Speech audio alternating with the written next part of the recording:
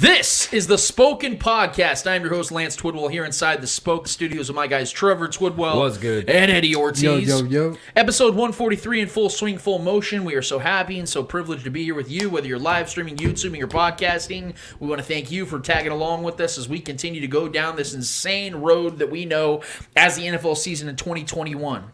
It has been nothing short of unpredictable, and as you can see, I don't know if anybody pays attention or not. I know I do, but we do this thing every single week where we do some pick'ems, and I don't know if you saw, but nature's really been healing itself lately because one Lance Twidwell has officially taken the gold in the Spoken's pick'em this week for the first time all year. Yeah, you don't have to wait in 10 weeks for that. It feels right. You know, I'm kind of like the Chiefs around here. You know, like fucking Patrick Mahomes slump right now. It takes all season long for the Chiefs to finally wake up and Lance to finally wake up. But I feel like I got my swagger back, and I'm feeling really good in front of my two guys today. Speaking of that, I'm going to give you guys 3 reasons in just a few minutes as to why I can tell you that the Chiefs are actually back. This is not some hoopla. This is not some bamboozlement. This is legitimate. The Chiefs are back, and I'm going to explain that to you guys in just a second. But once again, thank you for everybody that's been along with us, guys. We really do appreciate your time and your efforts, quite frankly. When I say efforts, I mean Monday mailbag. You guys sharing these things, posting these things, liking these things, commenting on these things. We don't want to do this, and we can't do this without you guys, so thank you so much. So getting right back to the Chiefs, because we got a lot to get to with the Eddie Hour Monday mailbag, hold to sell, all these things. But we need to talk some Chiefs, because I know that's why the majority of you guys are here today. So the Chiefs decided to go out there and whoop some ass this last Sunday night against the Las Vegas Raiders in Las Vegas in front of the entire nation. It said that I think there was roughly around 27 million Americans that watched that game live, which is unbelievably great for a Sunday night football game, even though it is the #1 rated show in America, and it proves that by the number. The Chiefs decided to do what we've all been waiting for them to do for about 4 or 5 weeks now, and it's to go and show their offensive prowess. But they did it in a very unique way. They did it in a way they haven't done since week 1, and it's to do it without any turnovers and do it at a high level. Now, they didn't have a turnover against the Packers just the week before, but if we remember anything about that offensive performance, it wasn't much of a performance to begin with. No offensive turnovers is what I'm saying, yes. And so we're seeing the offense finally get back to that place of normalcy that we're all accustomed to, which is an offense that looks historic on a weekly basis. And I said before... I said back in episode 142, the day before the Raiders-Chiefs game, that the key player to me was Patrick Mahomes. And I said the real version of Patrick Mahomes. If he goes out there and plays the way we know him to play, not just against the Raiders, but against the rest of the NFL on a normal basis, he's gonna win this game almost single-handedly. And Patrick Mahomes did just that.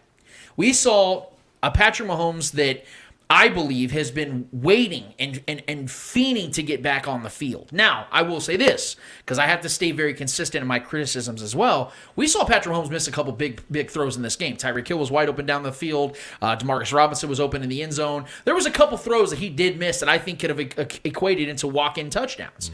But it's hard for me to sit here and criticize a man for too long when he completed over 70% of his passes, when he threw the ball 50 times, when he throws over 400 yards, 5 touchdowns, and 0 interceptions. Which, by the way, in case anybody missed this, Patrick Mahomes is the only quarterback in the history of the NFL to ever have a game of 400 yards, 5 touchdowns, and 0 interceptions. And he's done that 3 times. 26 years old. That's okay. And I know that there's now this downplaying effect when it comes to the way the Chiefs played, what the Chiefs did, and how the Chiefs just absolutely terrorized the Raiders for this entire game. I know there's people out here saying that, well, the Raiders are a team that are now struggling. They've lost Henry Ruggs. They lost John Gruden. And these are things that are fair assessments. These are fair criticisms. These are fair things to take away. But the reason why I believe this is telling us the truth as to what the Chiefs now are and have been all along, but are now finally becoming that again, is the fact that the Chiefs had to do this. The Chiefs had to go on the road against a team that not only beat the Chiefs last season, but made them work for everything they had last season in Las Vegas, the final game of the final of the 2 matchups last season, and the fact that everyone was then questioning whether the Chiefs are really the same team that they were over the last 3 seasons. They went in there and played by far their best game of the season. I would say this is the best game the Chiefs have played since the AFC Championship against the Bills last year. That was a long time ago, guys. That was almost a year ago. It was 10 months ago to be exact.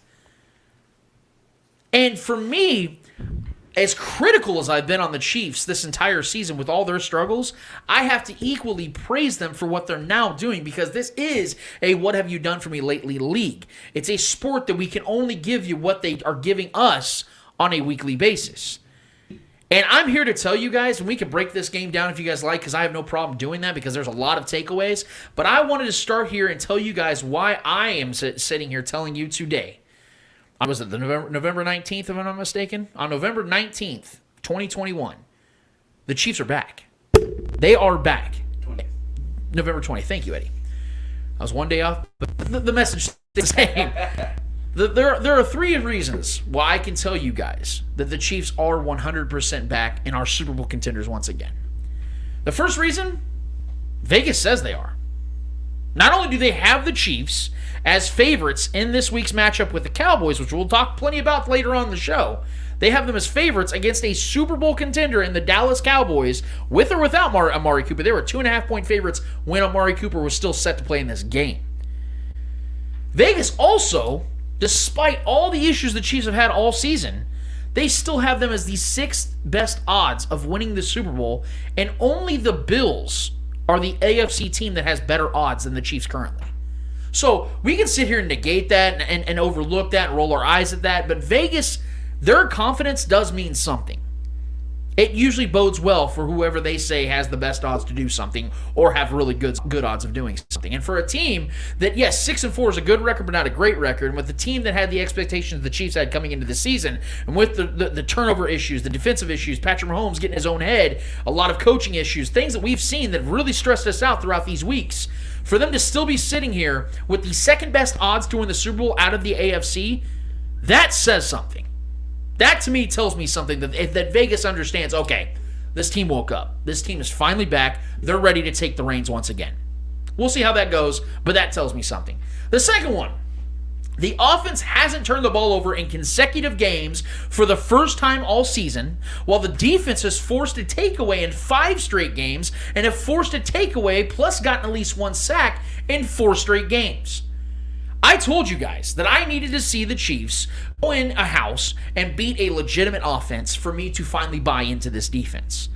The Chiefs just held the Raiders, who were averaging 26 points a game, to 14 points. And again, Henry Ruggs not being there 100% does affect that. But Henry Ruggs is not an end-all, be-all of what this Raiders offense is or isn't, because they still had Derek Carr, a healthy offensive line with Derek Waller, with Josh Jacobs. They had capable players. Not to mention the fact that Deshaun Jackson somehow was getting open space consistently throughout this game, and Derek Carr finally hit him. But what did you see the Chiefs do in that very same play?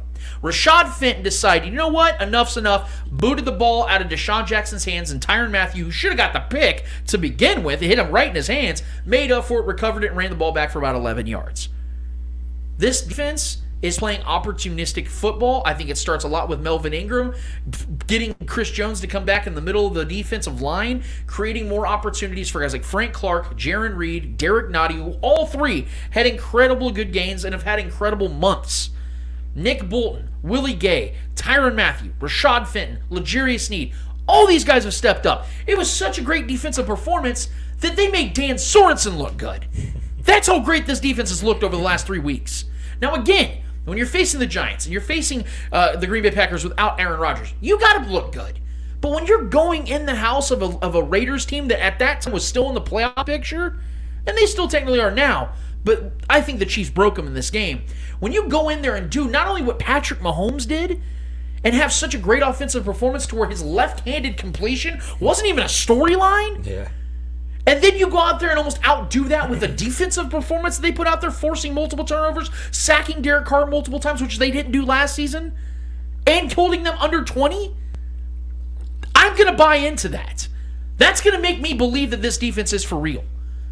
And again, when you see the fact that the Chiefs are doing what they are now doing on offense without turning the ball over, which we have been stressing ad nauseum about that being the biggest issue with this team as a whole, and the defense giving up historic numbers, those are now dissipated.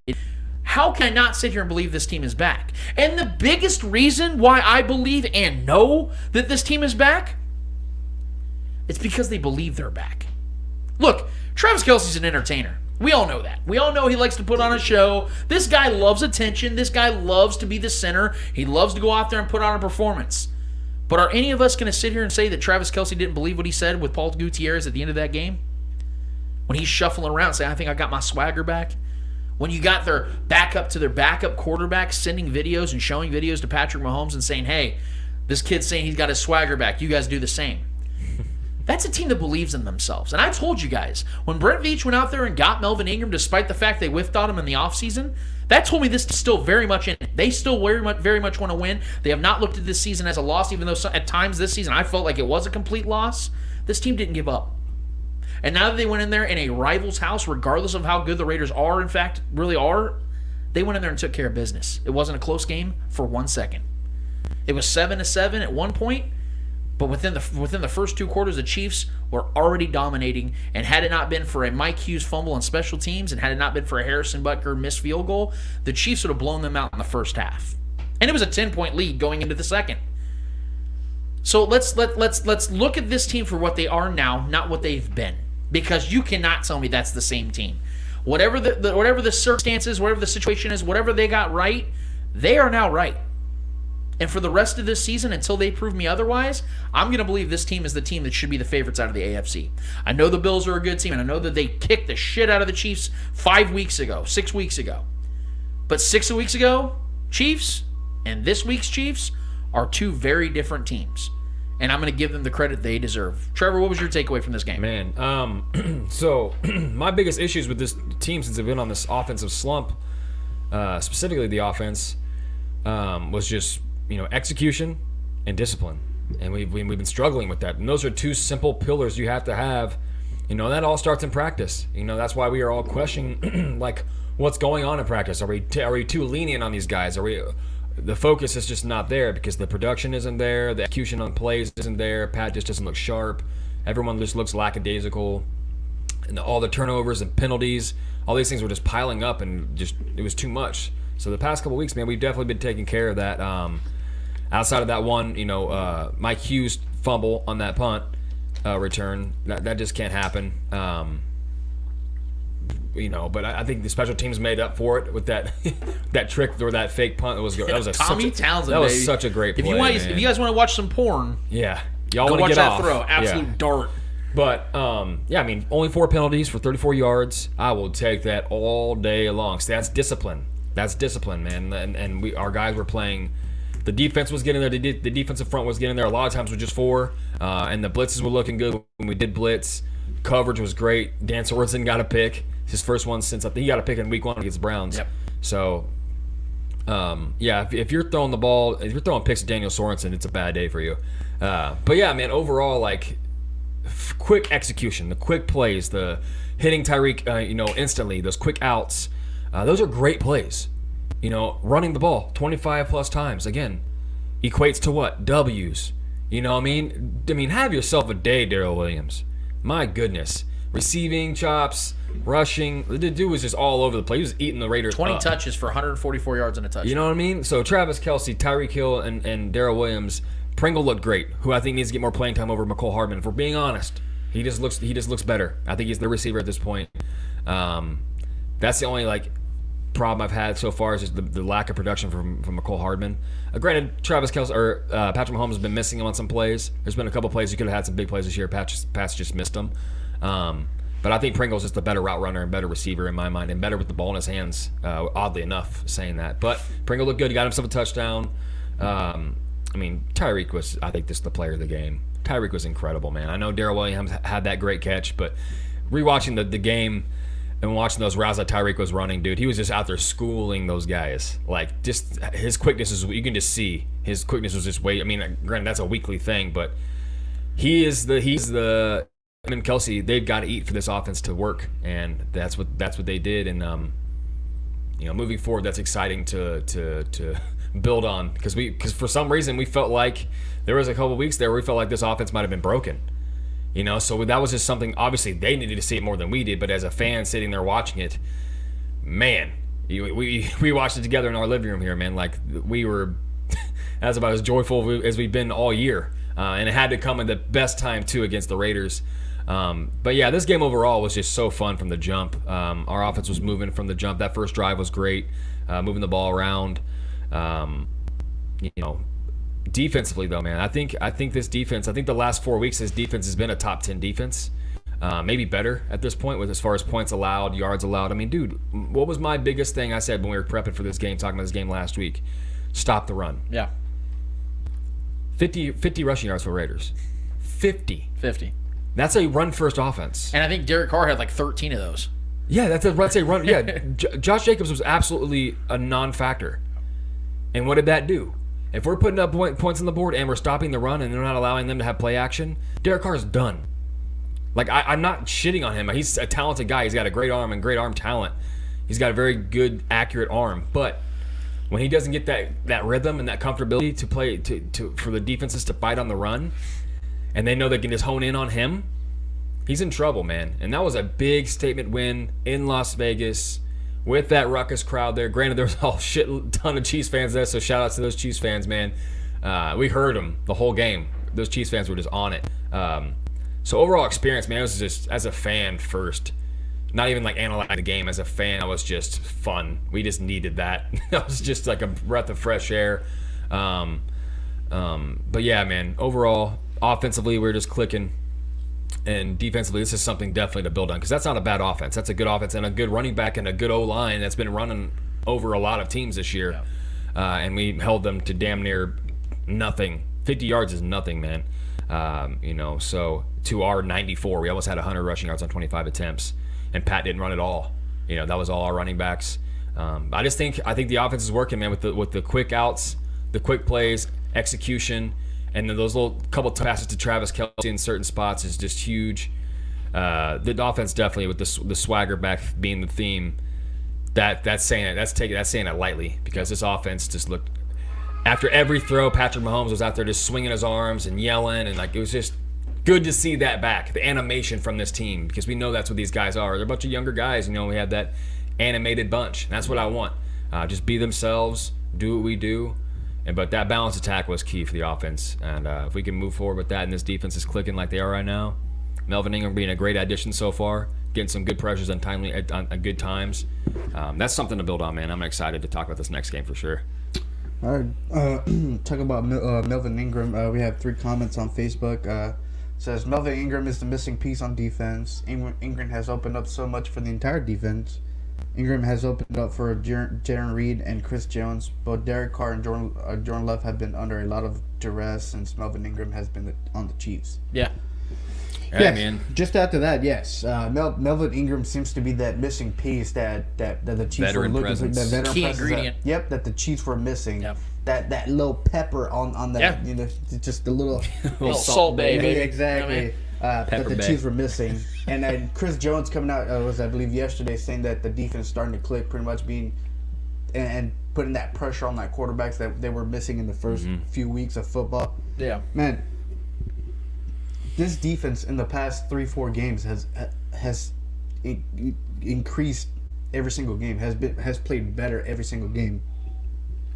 I can't remember where I seen the stat, but in the last 3 weeks or whatever, if you only rank the last 3 weeks, I think they are the best defense in football in the last 3 weeks. I believe. I could be wrong. They have the best second half defense historically over 4 week span. Yeah, But 6 weeks, 6 overall, 10, yeah. man, just the amount of pressure that they were able to put to Derek Carr, not letting him do his thing. Derek Carr is not a bad quarterback.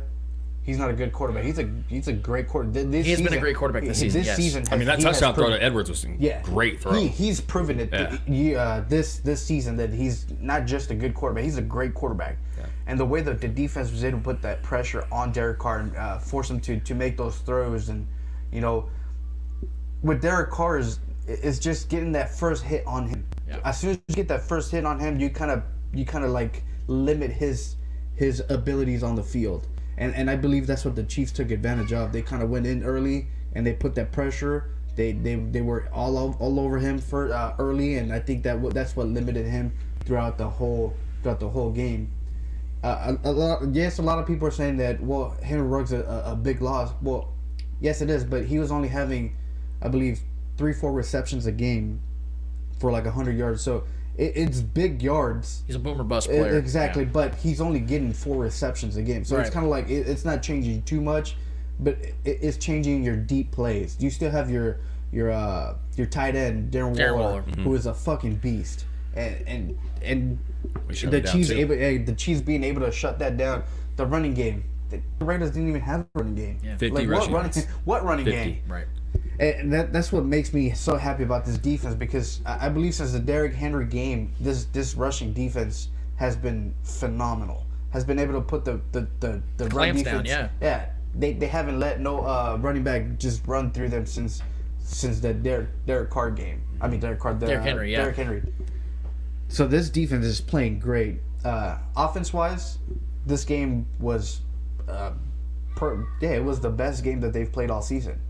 They were all clicking. They were all making plays. Complimentary football. Exactly. There are some plays that Pat overthrew the guys, but I think that's just Patrick Mahomes not trying to throw an interception anymore. People just need to be faster. You know what I mean? Yeah. When you overthrow Tyreek Hill, who could run 23 miles an Step it hour. up, Tyreek. Come on. If you overthrow Tyreek, that. Yeah. So I take some sauce off. So I think Patrick wants to put a little extra sauce on that football. Just trying to not if Tyreek can't catch it, he's gonna not let the other players catch it. You know what I mean? So he's kind of putting it away. Yeah. Away. I'd much rather him overthrow it than underthrow that. Underthrow it. Yes. Yeah. So for sure. The running game was working. Darren Williams, fucking receiving wise, dime bag, baby, phenomenal. That catch was insane. That could have been a pick too. I'm not gonna act like that was a pick. I thought it was a pick. I saw Darryl went cross body and straight took it from the. It was so impressive from Darryl. It was so impressive for Darryl to go up there and get that ball like that. But what was the most impressive part of that play, just real quick, and I don't mean to interrupt, is the fact that Patrick Mahomes had not one but 2 guys wide open on the other side of the field, and he said, cross "Fuck body. it. I'm throwing to my backup running back across the 40 field. yards downfield, who's not open." That's the most Patrick Mahomes shit you'll ever see. That was a lucky. I mean, he put it on the money though. Darryl just went up and grabbed it. It was there for grabs. I'm just saying, Abram had no shot. Darryl's so much bigger, and that's why he did the little, too little for me, homie kind of thing. It was a better catch in my mind. Yes, that was a better. It was still insane the fact that he got the ball there. Right, he's running right and throwing it across the field to the corner of the end zone. I get it, but the catch made the throw. He straight snagged. Absolutely. He mossed that because dude. that throw was a straight up pick. He was just waiting for the football. It was a 50-50 ball. Yeah. I think if he would have just went towards the ball, he would have easily intercepted that ball. But I think he was waiting for it, which it gave time for Darryl Williams to kind of stop, come back, go and grab the ball from his hands, pretty much. Yeah. So overall, it was a good game for the Chiefs. Are they back? That's the question that everybody's pretty much, I guess, seem to answer and saying yes, they're back. And I would say hold on just a bit. We also got to think that the Raiders are going into that slump. We kicked them when they were down. Exactly. Yeah. We kicked them when they were down, and that kind of showed it on the game, on the field. It showed that the Chiefs were in there and they manhandled the Raiders. Mm-hmm. So they are struggling. I do think it's mentally losing their head coach and then immediately going into losing Henry Ruggs for bad reasons, and the kind of the drama that comes with and all that stuff. So I think it kind of messed them up mentally and a little bit physically. If the Chiefs are truly back, for me, it would have to be winning against the Cowboys. That would tell me the Chiefs are back and they are a Super Bowl contender. Right now, we beat the Raiders when they were down. Yes, I get it. It was a great quarterback at play, but losing Henry Ruggs was big for them because that kind of took away that big play. Though I said he only gets 4 or 5 receptions a game, it was still massive yards that he was eating up. And we saw last season when they played at Arrowhead, Henry Ruggs with 2 receptions had over 100 and whatever yards. So it was a huge loss for them. So for me, the Chiefs are not back yet. They are on the come up. But if they come back, or if they come out and beat the Cowboys soundly, or if they come back and beat the Cowboys in a great matchup, for me that would be okay. They are back and they are fucking serious, right? Because the Cowboys is a way better team than the Raiders are. yes, the Broncos beat them, but that was kind of like a fluke kind of thing. Don't you guys feel like there's something though that can be happening here where there's also some goalpost moving because of the fact that look, I will not debate the fact that the Chiefs should have played better against the Giants because that's just a bad team. I mean, they're a sneaky good defense. But they're not a great team. They've been hurt all season long, and Daniel Jones has been a turnover machine. So I'm not even going to use that game. But the Packers game, to me, like I really feel like that game holds more merit than it probably is in the public eye, just because of the fact that, yes, not having Aaron Rodgers is a humongous disadvantage for them. But the fact that the Chiefs defense still went out there and made a bad quarterback or a young quarterback look bad, not just young but bad, to me gives them credit for what they did. And the fact that if, let's say that the Packers would have won that game, we're sitting here saying, oh, see, Chiefs are done. The Raiders, if the Chiefs would have lost the Raiders, oh, the Chiefs are done. But because of the fact that the Chiefs not only beat the Packers, but then go and beat the shit out of the Raiders in their house on Sunday Night Football, to me, tells me there's something that has ignited in this team because they haven't played like that all year. I think that Packers victory was all defense. I don't think the offense was there. That's what I'm saying. That was a half team victory pretty much. Yeah, they put 13 points, but the defense has been historically bad going into those games. No, I get it. Yeah. But we saw that the defense was starting to come up from the. Yes, the Titans looked like a fucking horrible game, but if you look at the second half from that game, when the defense started clicking, that defense hasn't looked back since that second half of the Titans game. Right, that's why my confidence is gone up. Progressing from. Yeah, we've allowed the lowest amount of points since then. Yeah, out of all that's teams. what I'm saying. Since then, this Chiefs defense has progressed drastically. And this offense is just now trying to catch up to what the defense is doing. Which is why I am of the belief, though, that there is a resurgence just because of the fact that if they were just capitalizing on bad teams and bad quarterbacks right now, Derek Carr would have torched them, is what I'm saying. Because Derek Carr going into that game, I think, was third in yards, and he's been a top 10 quarterback all season. So with or without Ruggs, he should have went in there and had 295 yards, 3 touchdowns. But then we saw the way the defense played with Melvin Ingram. Right. Melvin Ingram added to that to this Chiefs defense has been phenomenal. Yeah. Has been what the Chiefs have needed since week 1. And the offense is still trying to catch up to what the defense has done in the past 4 games, not just. And would you say that Raiders game showed that the offense has now reemerged? So the Raiders game kind of showed me that the offense is there when they want, like when they want to be there. Yeah. It's just now, can they keep that shit consistently? We've seen the defense do it. We've questioned the defense from week 1 to like week 4, week 5, and then after that, it kind of like just constantly has progressed throughout the weeks. Can that offense keep progressing from that last play at the Green Bay game, and then the whole Raiders game? Can the offense take it to the Cowboys and still progress and get better and actually prove to us that offense is back and clicking and playing the way that they should be playing since week 1? Yeah, and the reason I think that they're back is just a mojo thing. I mean, just the confidence that we were seeing out there. It's not even about like how many points did we put up. It's not the fact that we put 41 on the board. We could have put up. It felt like we could have put up 55 out there if we missed on some big plays. But I mean, we had I think like 75 total plays. We had like 30 first downs. Yeah. So almost half of our plays were first downs. Like our offense was just completely clicking. And I think it was the reason I think we're back offensively. Obviously, the defense has been getting better, progressing every week. I think there's going to be some games where our defense isn't as good as it's looked these past few weeks. There's just going to be those games because we got obviously it could be this weekend where we could put up 30 plus against these Cowboys. It's a great offense. Or it could look even better than. But I mean, the reason I'm saying with our offense being back in my mind is just because the way Patrick was looking, the radiance he was carrying out there, like his confidence, that's huge, man. And the play calling was different. The play calling was different. We were getting quick outs. We were getting the ball into the playmakers' hands quicker. Tyreek Hill was eating on those lines of scrimmage throws. The yards after catch was great. We were throwing to the running backs, finally getting the running backs. There looked like vintage Andy Reid offense, West Andy Reid offense, right there, like Philly days stuff. But then you got to think that the Raiders were not playing that cover 2 against the Chiefs. Sure. They were playing. But the offensive play calling was different, though. Yeah, we were getting it out way faster. More cover 3. So this weekend, I think they're going to see a lot more cover 2 than what they've seen. Oh, I hope Dallas. I hope we can get there. But we will get to that because there actually is a stat to back up mismatches on that Dallas whole situation. defense. I will say this to Trevor's point. The Chiefs had 3 scoring drives. I'm talking about touchdown drives of 10 or more plays. It's less about the production. It's more about us being back with our mindset. Yes, and that has been the whole point of offense. They've been looking for the home run so much that they're not willing to take what the defense is giving. Now, Patrick did throw that ball to Darrell. down the field that was covered, and there were two guys wide open. Most times you want to take the guys that are open. But that confidence reignited in him because of the fact that Chiefs were getting what they wanted all game within 10 yards, that when he sees that play available, Darren with a single high cornerback, just a single high cornerback, and Abram, who's been struggling this season, I'm going to take that shot. That's how confident. That's what I'm saying. Patrick Mahomes' confidence is back because he didn't overthink the play. He went with his instincts, ran up, climbed the pocket, and shucked it right before he crossed the line of scrimmage. And that's where I'm like, okay, this is the Patrick Mahomes we all know and love. He is back. He's officially out of his own head. And we've seen Aaron Rodgers and other great quarterbacks mention this about you can get the yips and overthink things, but once you get that one throw, to me, there's no coincidence that after that last throw against the Packers, Patrick Mahomes goes and has that game.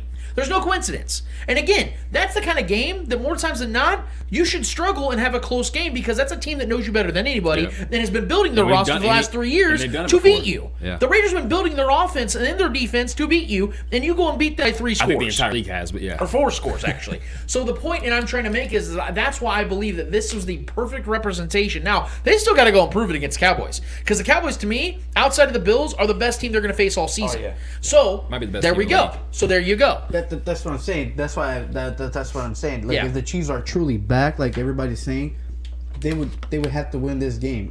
I don't think if they go lose by 3 to the Cowboys, I'm not saying lose. If they lose by 3 and they actually the offense shows that they fucking can keep up and trade blows with the Cowboys, then you can officially say like, hey, they lost to a fucking Super Bowl contender. Right. I'm not gonna cry if they lose to the Cowboys. This is a pick'em game. If they would have lost to let's say let's say the Chiefs play the Jaguars this week and they lost, that'd be trouble. Exactly. Yeah. That's trouble. Like the Bills did. Yeah. So, but that's what I'm saying. Like if you go and lose against the Cowboys in a fucking close game at home, it's a good game overall. Like both quarterbacks had a great game. You can still say, hey, that offense is actually back. The way they fucking were able to keep. But if they go out there and get blown out and the Chiefs get destroyed offensively, so it all comes down as to what can this offense do? Can they carry that momentum into this week? Can they be consistent? Can they keep that progress going? Yeah, a couple more things I want to mention before we get to the Eddie Hour. First of all, I'm really pissed off because the key players I had last week are obviously Patrick Mahomes. That one clicked on all cylinders. It actually absolutely nailed that one. The other one was Juan Thornhill. And if you recall the Dan Sorensen interception, you know who went up and tried to get that ball before Dan did and ended up not getting it? Juan fucking Thornhill. If he'd have got that, I would have aced my 2 Dan picks, said man. Mine. Yeah, exactly. And now Spagnola's out here defending him all week. Dan Sorensen. They're playing 500. I'm glad I picked Dan Sorensen. I will say this: the offensive line looked incredible. Yes. Andrew Wiley, got to give him some credit. I know Clay Windler, our producer in Red Tribe Cinema, which by the way made another bomb-ass video this week. Oh, it was incredible. You guys need to go check that out. Andrew Wiley, I think, did as good as he possibly could, and I loved what the Chiefs did with that whole situation. Mitch Holthus, I got to give him credit for this. The voice of the Chiefs, got to give him credit. It's something I didn't even think about, but I went back and looked at the footage, and it is 100% accurate. We know that Travis Kelce's been having a lot of trouble getting open because they've been very physical at the line of scrimmage with him. So what the Chiefs did this week against the Raiders that I think they need to continue to do, even going into this game against the Cowboys, is putting him at H-back. I know that sounds crazy, but that's what they did multiple times in this game.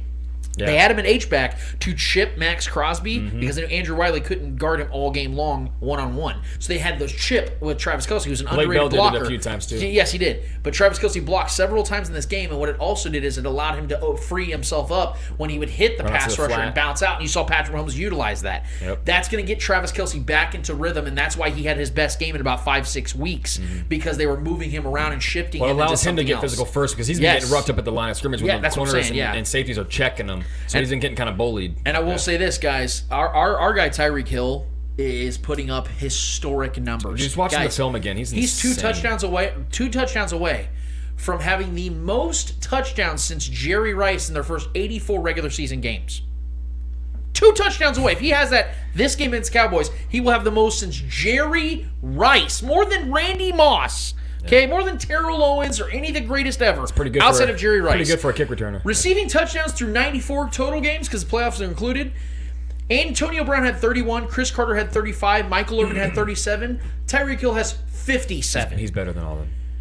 How about this? This one went viral. So total touchdowns since 2016, playoffs included as well. Keenan Allen, 29. Julio Jones, 30. Michael Thomas, 36.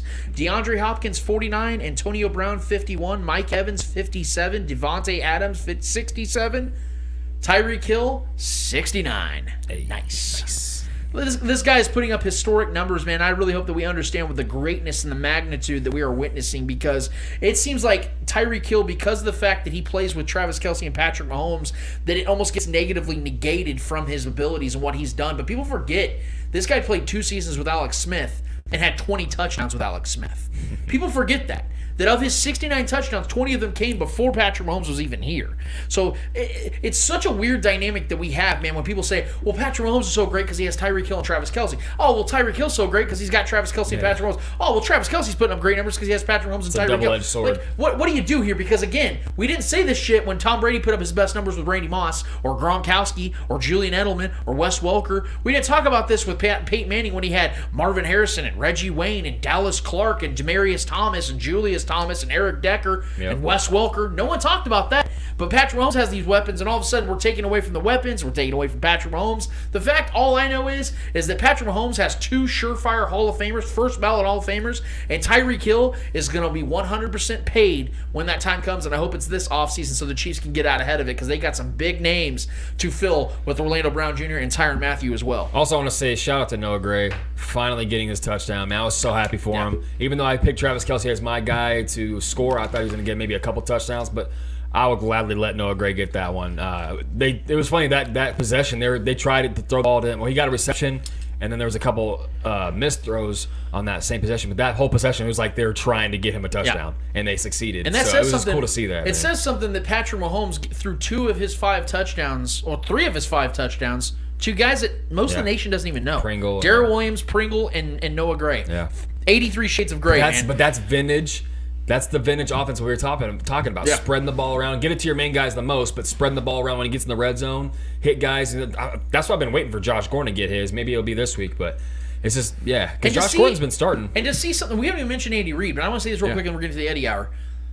The fact that Andy Reid, again, did something in this Raiders game that I absolutely have been praising him for when he finally does it, and it's something that I wanted to see him do against the Ravens earlier in the year, is allowing Patrick Mahomes to dictate the outcome of the game. We saw on 4th and goal on the 1-yard line the Noah Gray touchdown. Yes. When McCole Hart decided to just run out of fucking bounds instead of trying to go into the end zone, he could have kicked the field goal. He could have said, I'll just get the points. No, he let Patrick Mahomes run an RPO Raider week, and throw up to the backup tight end. Like, that's saying something, man. It's saying something that this offense is that confident. These are reasons. We just broke down like 8 reasons why this team is back. They have to prove it against the Cowboys, and we're going to talk about whether they can or will or won't prove it against the Cowboys. But this week, man, against a rival, a division rival, they went to their house and kicked their shit in, man. Got to give them credit for it. All right, it is time for the Eddie Hour. He's got some, I'm sure, some thought-provoking questions across the landscape of the world of sports. Eddie, what is in the Eddie Hour this week? Last week I forgot to ask you guys about UFC 268. Obviously, I know we're 2 weeks past it, but I want to get your reactions to Usman versus Covington fight. What were your thoughts, your reactions to that fight? The only thing that shocked me about that fight was the outcome of how it ended. The result of Usman not knocking him out and basically TKOing him again.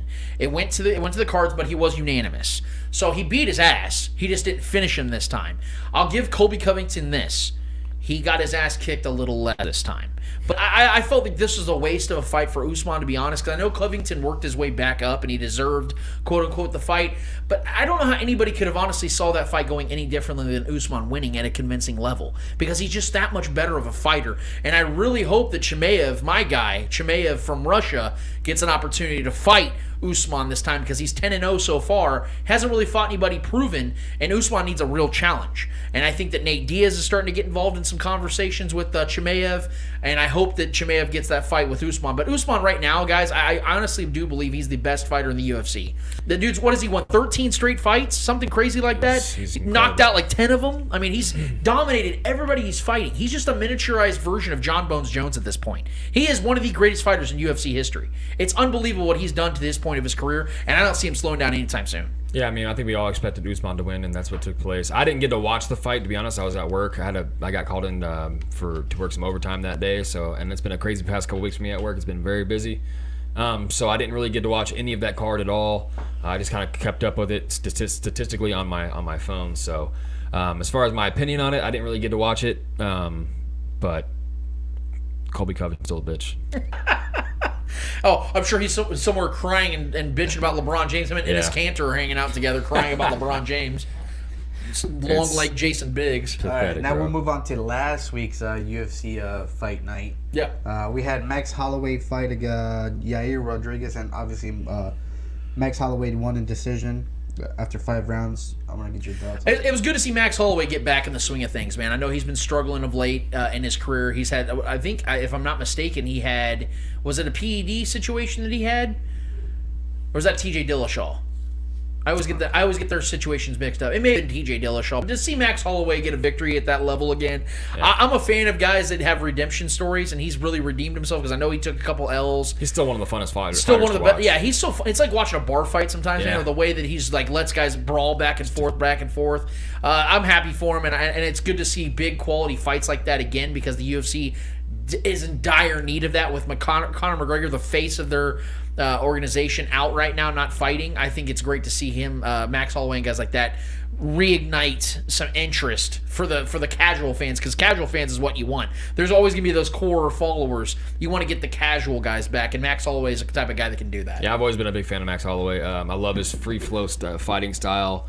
Like you said, it's like a drunken bar fight. The guy, anything goes. Yeah. It's just good to see him get a victory for him and his family. He's just a good person. Like, I like that guy a lot. I've always liked his story. I've always liked just who he is and what he's about. Very humble individual for the most part. But yeah, I mean, it was a good fight. Definitely just good to see him get that W, man. And maybe, this could be a resurgence for him. He's been around for a while, but he can maybe carry on that wisdom and that experience to maybe a nice run here. We'll see. And then today we have Misha Tate against Ketlin Vieira, and then Michael Chiesa against Sean Brady. Ooh, Sean Brady's 14-0, so. That's an American guy, right? I believe so. Yeah, I believe he's an American fighter. So that's what we got tonight. So nice. We'll react to that next week. We'll check that out tonight. All right, we're going to the MLB. So earlier this week, I don't know if you guys heard or read online, but Carlos Correa has stated that Derek Jeter did not deserve any of the Gold Gloves he won in his career. Do you agree or no? I think the fact that Correa is one of the biggest choke artists that helped the Royals win a World Series a few years back is still really fucking with him, and I don't even say that lightly. I think this guy's really dealt with some inner issues, and I'm not even trying to make it like into a joke. I'm being serious. I think that this guy is, because I've heard some weird comments from him in the past too about like how when it's been proven time and time again they cheated, he was trying to put it on other teams and the commissioner and other people. It's like, look, man, for once you need to take responsibility for you and for what your team did. And for you to sit here, I don't even know if I really want to address the sheer ignorance of saying something like that. Look, Derek Jeter was an overrated defender. I will say that. I watched Derek Jeter's entire career. He came in the league when I was about 6 years old, 7 years old. So I watched Derek Jeter succeed and win and all those great things.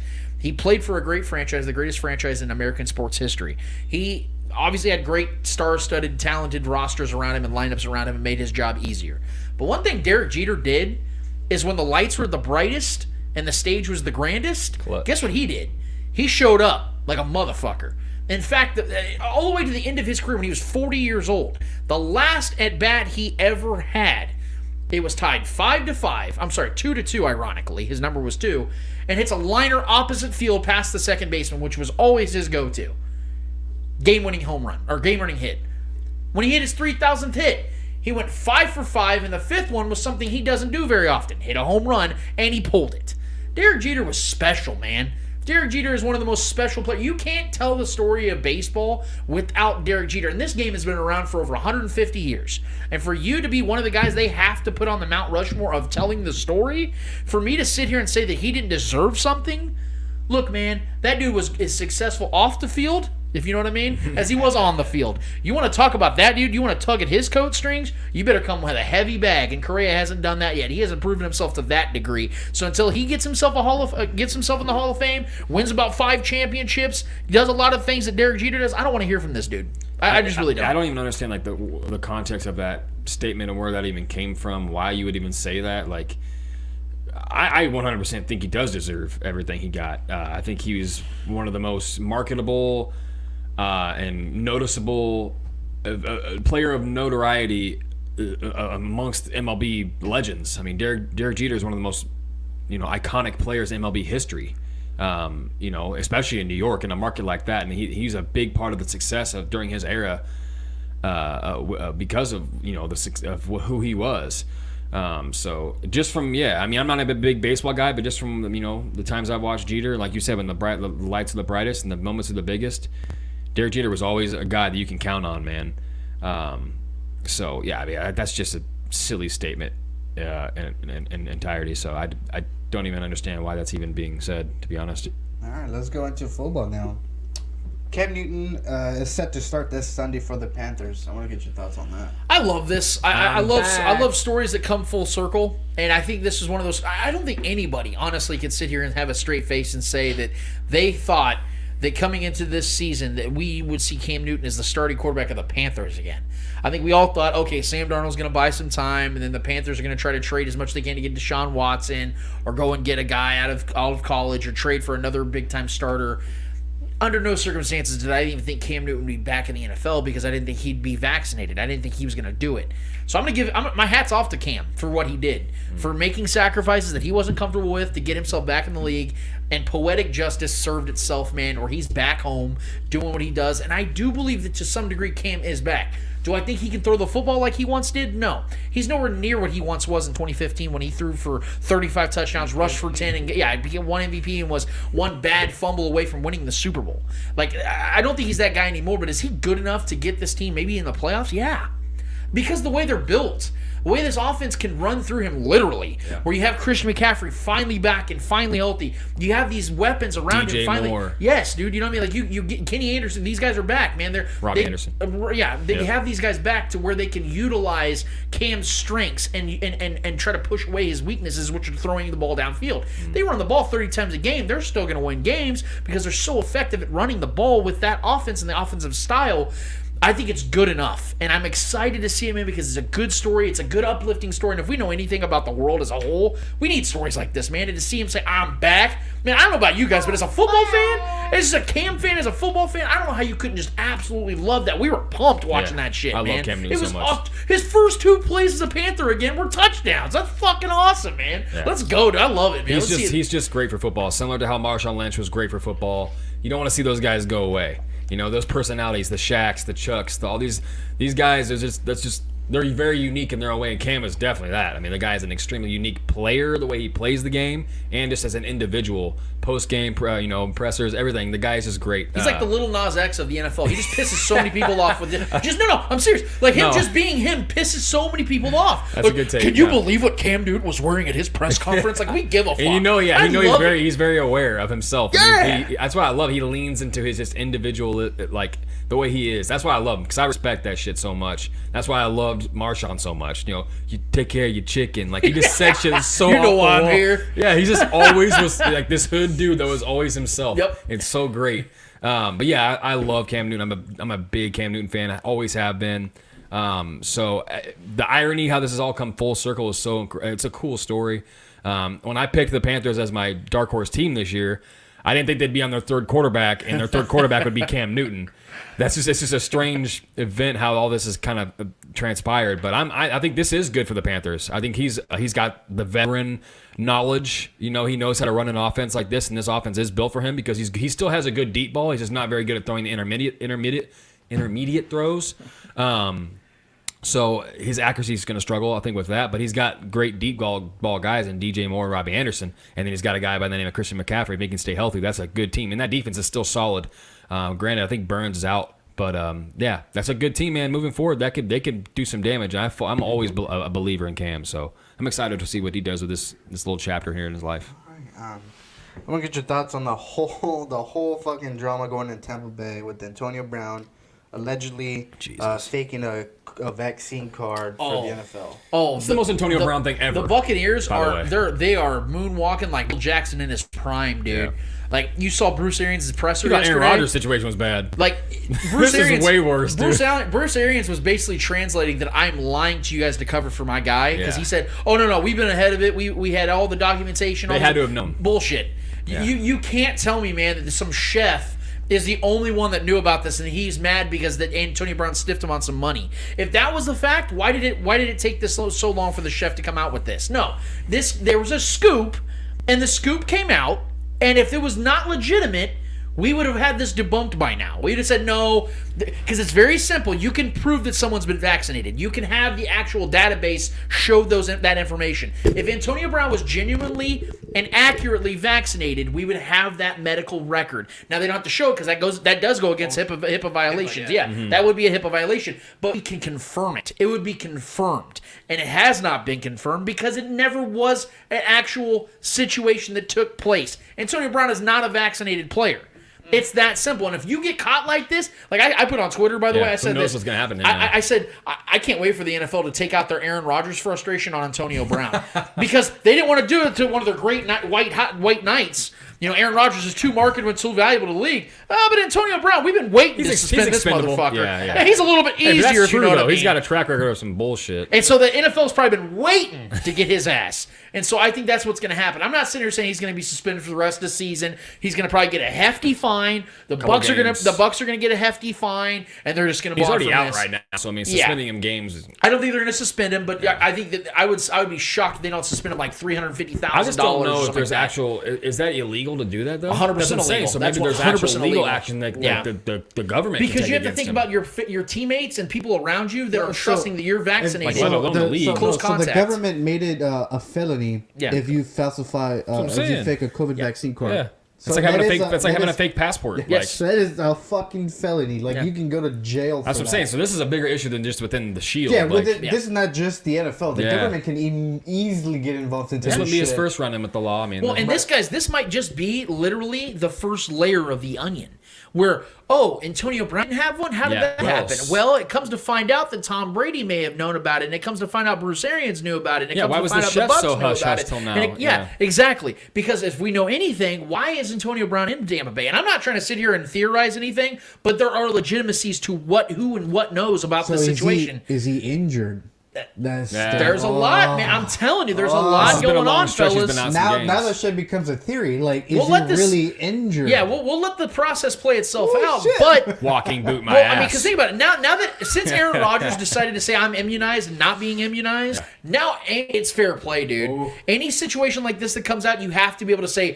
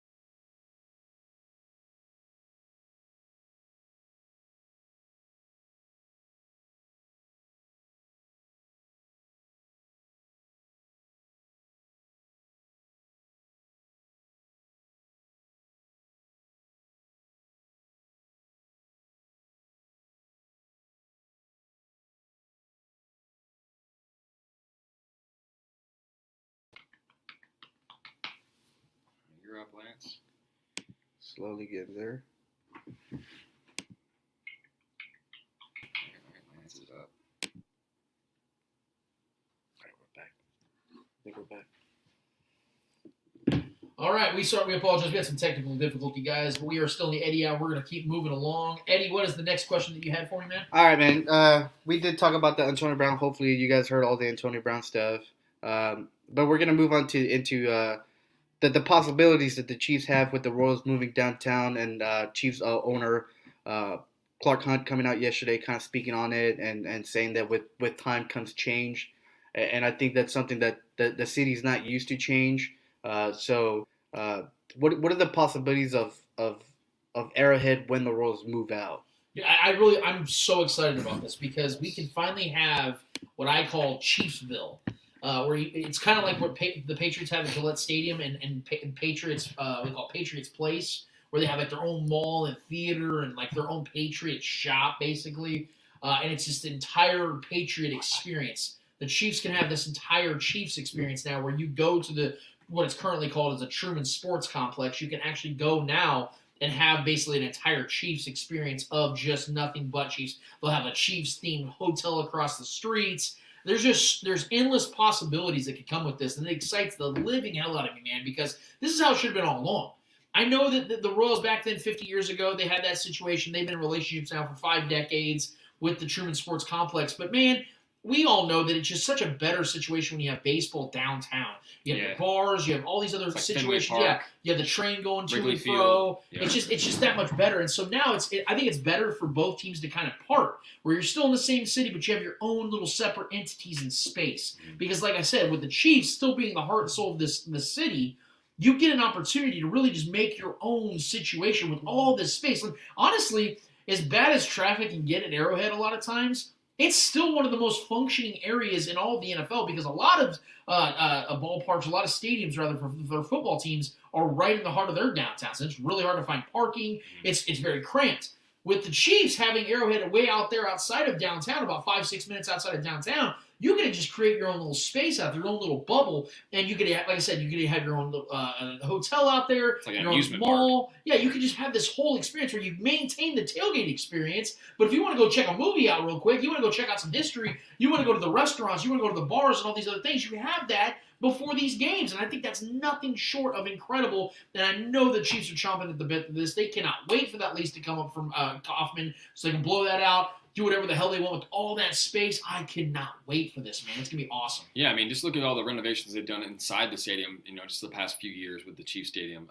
There's been a lot of nice renovations and stuff like that, so I know that they're chomping at the bit to add new things. I mean, I know what he said was kind of vague. He didn't really give us much, but I think we all are kind of catching on to the idea that they're going to move the Royals, Kauffman Stadium downtown.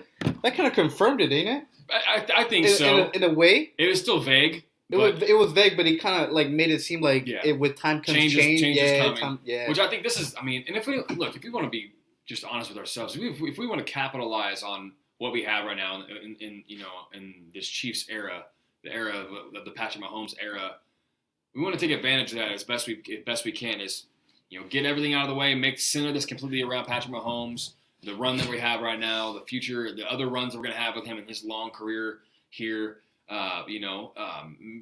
Broadening this market because we've been such a small market team for the longest time, and we will never be on the size of New York and these coastal teams and things like that, but or like the Cowboys, things like that. Those are just going to be just completely different types of franchises. But if we want to, like I said, capitalize and make the best of this scenario that we're in right now, I think moving the Royal Stadium downtown is a great idea for the Royals too. I think it's a win for the Royals. Having 2 separate locations instead of them both being right there. It was fun while it lasted. It was cool. It was a unique type setup. But I think creating more space for the Chiefs franchise to build, whatever they want to build around the stadium. Obviously, it'll help the parking. Getting in and out of the stadium would be a much more efficient, because it is difficult getting out of there sometimes. That we can, create more pathways for ins and outs. But yeah, man, I think I'm excited to see what they come up with, whatever the new plans will be. Maybe, creating some new, like maybe some kind of sports museum down there or something. I don't know what they're planning on doing, but once they get that stadium out of the way and move it downtown, which is sounding like the plan, I mean, there's so many cool things they can do with all that extra space. So I'm excited. I'm excited to see. I think it is time for change. Yeah.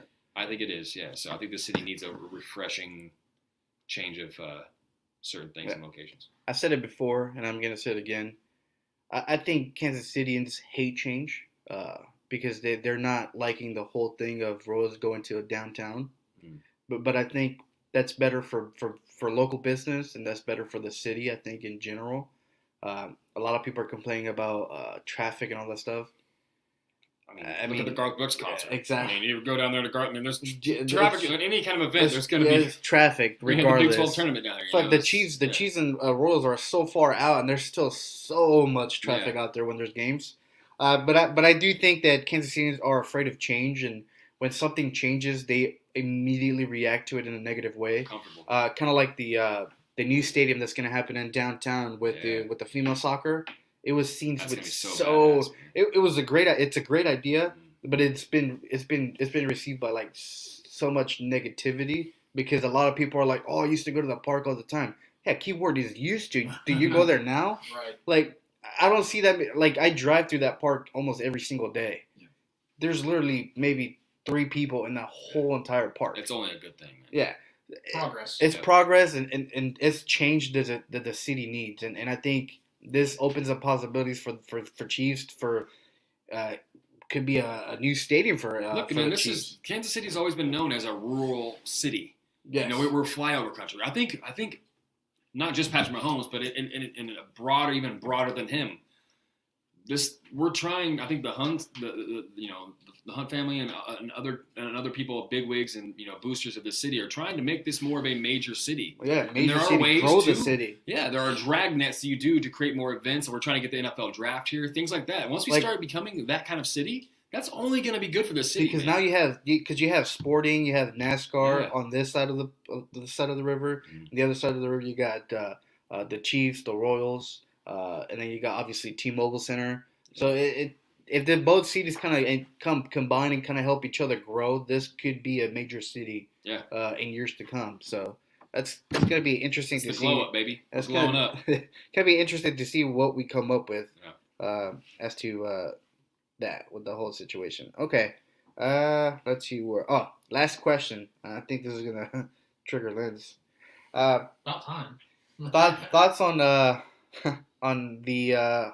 whole Enes Kanter's comments on LeBron James about the whole China situation. All right, so I've been reading on this, and I understand. I will say this: I am in support of the belief and the stance against Chinese labor laws, the situation they have going on out there, where they have young children in situations, people that are working for basically rice at this point to make these shoes. I am 100% opposed. I am 100% opposed to that. That is abuse of power. That is abuse of human life. But this idea that this is somehow on LeBron or any player in particular, when there are so many companies and, for instance, these shoe companies that have been using these very same tactics all these years. To me, it seems very convenient, and I don't think Enes Kanter is fooling anybody with his stance against LeBron. This is a guy who's been very sour toward LeBron ever since LeBron James whooped he and his team's ass several years ago. And Enes Kanter tries to get tough with LeBron on the court. This is a personal affair. This isn't Enes Kanter. I'm not saying Enes Kanter doesn't have a soul or a conscience or he doesn't care about people. I believe he does. But he's going about this in a completely wrong way. You need to attack the big picture, not somebody who's in the picture. That's a problem I have with him, is that he's using this as an opportunity to get him some clout by going against the king, literally and figuratively. And it's almost embarrassing because he acts this way from a distance. But then you see last night the Celtics and Lakers face off, and Enes Kanter is a backup role player for the Celtics. And you saw on several occasions before the game where he walks right by LeBron James, doesn't even look in his direction, doesn't act a certain way, doesn't act tough, definitely doesn't say shit to LeBron James, because that would actually take some balls to do. And it just, to me, is very cowardly how he's handled this. I think it's wrong. I think that his message can be right. I think there's nuance to it, and I think that he could have went about this a whole different way, and I would have been on his side. But at this point, it's just, to me, I think that this is just an opportunity for Enes Kanter to utilize a situation, use half-truths to make himself look better while also trying to shit on LeBron James as a guy he just clearly doesn't like, and I think it's shameful.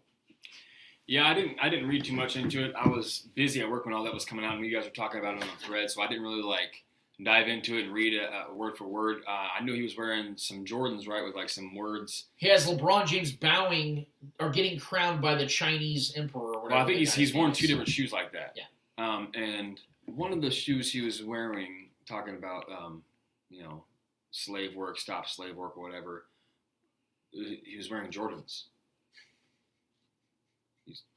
That's my point. He's wearing Michael Jordan shoes that are made the same way. Made by Nike. That's the same practice. Yeah, so I mean that's a self-defeating stance right off the bat. So I mean, how can I even respect someone? That's why I said it's personal. Yeah, I mean, I don't know. That's like me. That's like me sipping on some coffee, saying someone has a caffeine problem. You know what I mean?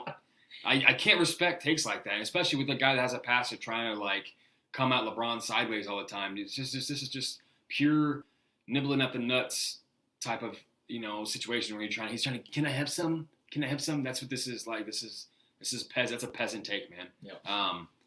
So I look, and I've stood with Enes Kanter on certain things he's dealt with his personal life, and the Turkish government and all that shit that was going on was messed up. And he's come from some shit. I'll give him that. But dude, don't come at the king like that, man. That's just silly. That's just a guy that that is paid for 50 over thousands of kids going to college, completely covered them, has programs set up to cover kids from the slums to go get a college education, has a fucking school, getting more personal about it. Because of guys like LeBron James, Steph Curry, Kevin Durant, big polarizing figures like them, guys like Enes Kanter have jobs. Think about it. Before Larry Bird and Magic Johnson, you know how dead the NBA was? It was dead. They had pre-taped games that they would show after the local news. Yeah. But because of Magic Johnson and Larry Bird, the game gained popularity. Because of Michael Jordan, the game was maintained in popularity. And because of guys like LeBron James and guys like that, you see them on primetime television every single night because people come to see those guys. And because of that, money elevates. Yeah, he's nibbling at the nuts. And Enes Kanter gets paid because of that. To be a shit basketball player looks like long-legged Jason Biggs. Yeah, so, hey, Enes, you did a great job walking around on your knees in American Pie, all those movies. But your NBA career, man, is now becoming a fallacy by you trying to take this political stance against one figurehead while still wearing the same shoes, like Trevor said, that are made in China, the way the LeBron James shoes are made in China. I mean, if we're going to be honest, the majority of shit in this country is made outside of this country. So, we import shit. That's just, it's an unfortunate truth, man. It's an unfortunate truth. And I am against child labor, obviously, all that shit that's going on. But that's just a petty attack in my mind. And from a guy that, a bench riding player for the most part in this league. It's just, I think LeBron responded, but I don't know. I don't even feel like this guy deserves any oxygen after that, man, to be honest. And it looks like he used the same shoes he used last night the other time you're saying, so they weren't Jordans. No, there was another pair. The first time he did something like that. He wore, so it looks like the Beijing shit is the same shoes he wore last night. So I don't know. Probably last year. He decided to do that now the night he's not wearing Nike shoes. Probably last year. No, these are from October 30th. So I don't know if he wears Nike after that. After that, now that he's done wearing Nikes, this is. I don't know. These guys all wear Nikes and Adidas and all these shoes. This is not. I know the jersey. I'm sure he has an iPhone too. Well, the jersey's Nike. Right. I'm just saying. I'm sure he has an iPhone. I'm sure he has all these things. Well, here's the thing. If Enes Kanter actually believed what he said, he wouldn't be playing in the NBA. Exactly, man. Because the NBA they still work with China. Yeah. That's what's so funny. He wants to call this is what I'm saying. LeBron James, he's calling out one person when the entire league is doing this. Yeah. So if you really care, call out the NBA and disband yourself and say, I can't be represented by this notion. Yeah. That's what's so funny. This is a personal matter. Yeah. It's a personal matter. That's such a deep thing. He's using a big situation to attack LeBron as some catalyst for all the Chinese, slave work. Bro, that's one person. It's just. I think the message he's trying to get across it's a good idea, but the way he's getting it across is exactly right. That's exactly right. But questioning LeBron James' morals is a big issue for me, man. Yeah. So from what you can despise the player. From what he came from, what he's done for thousands of kids that had no opportunity, started a school in an area for kids that didn't have much opportunity. You know, being from a kid from Akron with no real future outside of his pure athleticism, the dude became a mogul from a fatherless kid in Akron. That's fucking disrespectful, bro. I'm sorry. Like, you can get mad about what he uses to provide his products. That's every big corporate American product almost. So stop you from calling. You know what I mean? Like, yeah, I mean, I wonder where his jerseys and the NBA jerseys are being made. If you really believe something, be consistent with it. That's all I'm saying. Attacking LeBron is just a clout chasing thing. Be consistent all the way across the board, man. Tell me how you feel about all the other stuff. Dude, don't stop at one. Because if you're an activist or you're somebody who's genuinely out here to seek justice for a certain ethnicity of people, cool. Be consistent. Say Nike, you too. NBA, you too. Don't stop at LeBron. If he didn't stop at LeBron, I'd be like, well, he makes a valid point here. I said, I'm sure he has. I know this is a vendetta. It's a vendetta. All right, what we got? All right, that's it for the Eddie Hour. Mailbag time. We're going to get to you people each and every week, man. It's your guys' opportunity to take over the show for an entire segment. What's in the mailbag? All right, first we got Shane Williams, Shaggy Shane, friend of the show. Jordy Fortson was having an amazing year before his injury. While catching his first TD last night on 4th down, do you see Noah Gray being as consistent as Fortson moving forward? I at this time, I'm going to say no, just because of the fact that I saw more from Fortson before he tore his Achilles. I saw that the Chiefs really trusted him in the red zone. Now, Noah Gray may start taking off like that, but I think that was a very circumstantial situation where, hey, look, this is a perfect setup for having Noah Gray in the offense. I will say, obviously, because of the absence of Jody Fortson, there is that potential. But I'm honestly at the point now, man, where I want to see more of those targets go to guys where people were bigger on, like Josh Gordon. I want to see those targets go to guys like him because he was brought in to actually contribute. Noah Gray's still working his way into this offense as a rookie. Yeah. So I'm not putting expectation on Noah Gray, like I said from the beginning of the season. Whatever Noah Gray does for the rest of the season is only a positive. It's only a positive because there are zero expectations on him. Josh Gordon was brought here expected to produce. He's a veteran. I want to see that come from him more so than Noah Gray. But, man, if we get it from Noah Gray more often, that's cherry on top, baby. Yeah, I mean, first of all, he's a rookie tight end. Rookie tight ends don't. It usually takes tight ends, a good 2 to 3 years to find who they are and find that rhythm. Let alone coming into this offense and learning this offense, which is a very complicated, very dense with information type of offense, especially for the tight end. Jody Fortson was just a more prepared X-wide receiver, better route runner, bigger, just a more of a presence. And I do believe that's why I thought that Josh Gordon was kind of going to be that replacement for Jody Fortson. Similar body type, similar size, good route runner, good deep ball guy. So I think losing Jody Fortson was a big blow to this offense because we were really starting to see him kind of come into his own. But, I mean, tight end, like I said, he's a rookie tight end, so I'm not expecting a lot. I was very, very, very happy for him because I like him a lot. I like his style. I like that it was a get up and get it ball in the end zone. I like that he went up and got it on a 4th down to get a touchdown. That's a big moment for him. I think that could be a big – moving forward, this could be, that could be, for him personally, a confidence booster.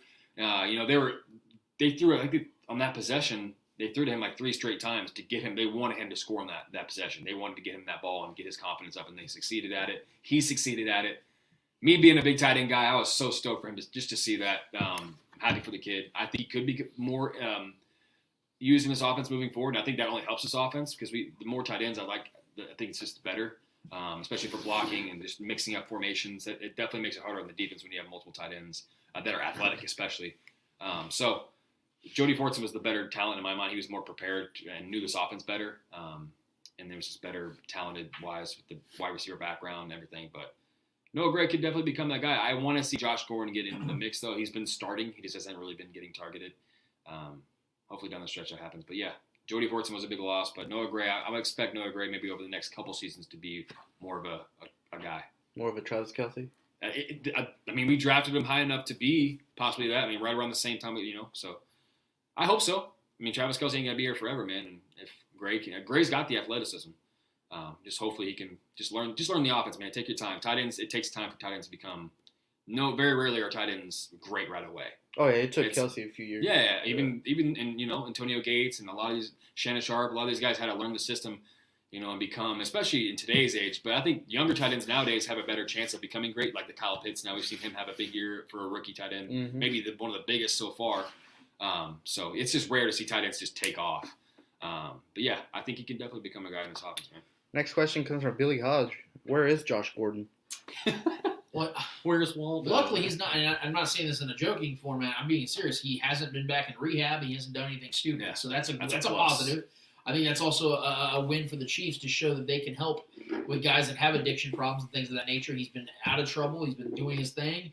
As far as production, guys, look, he hasn't caught a pass since week 5, and it was in an absolute blowout against the Bills. So. Yeah. I told everybody from the beginning when I heard the Chiefs got Josh Gordon that I'm expecting very little from him because you don't just walk in and out of the NFL and continue to succeed. Even the best of the best don't do that. It's a league that passes you by very quickly if you're not in lockstep with it. I don't have any real expectation from Josh Gordon. I'd love to see him produce because he was brought here to do that, like I just said 5 minutes ago. But at this point, man, he's been here now for almost 2 months. And he's done nothing, literally nothing. He's out there getting snaps, but he's not getting open. He's not creating space. And obviously and clearly, Patrick Mahomes doesn't trust him enough to throw him the ball. You would think that the Chiefs would be writing things up schematically to get him open because we saw them force feed the ball to McCole Hardman on the jet sweeps and these little dink and dunks to get him out in space. You would think they would design things like that for him. And it leads me to believe that maybe he just has not caught off of the offense. And this is why I was ultimately not opposed to OBJ coming to Kansas City if they could have got him. I wasn't very excited about it because of how long it would take him to learn this offense. This is a very, very, very detailed offense, a very difficult offense to learn. Travis Kelce told us that it took him to almost 2016 to really fully grasp the offense. That was with Alex Smith. He was drafted in 2013. That was with Alex Smith's offense. Yeah. So you have to understand, how detailed and how long it can take a receiver to learn this offense. So I'm going to give Josh Gordon a little bit of a pass. But even when he learns it, when that day comes, are we really expecting him to really become that guy? So to answer the question, Billy, I don't know. He's just a guy that's not producing. That's all I can give you. Yeah, I love Josh Gordon. The main thing that had me excited when we did bring him over here, I didn't have too high of expectations. I didn't expect him to come in here and even be the third wide receiver. That could still happen down the stretch this year. He could have some good production as the stretch goes on. But I really just wanted him as like a possession receiver, a red zone threat. Just utilize his size and his ability just to post up a defender, get up and get it. Go get a first down on a 3rd and long or something. Having a tall, athletic guy out there like that is like I said, similar to Jody Fortson. Having a force out there, a big athletic dude that can jump, still has a very good vertical, very athletic still a young guy. He's not old. He's in the prime of his age-wise.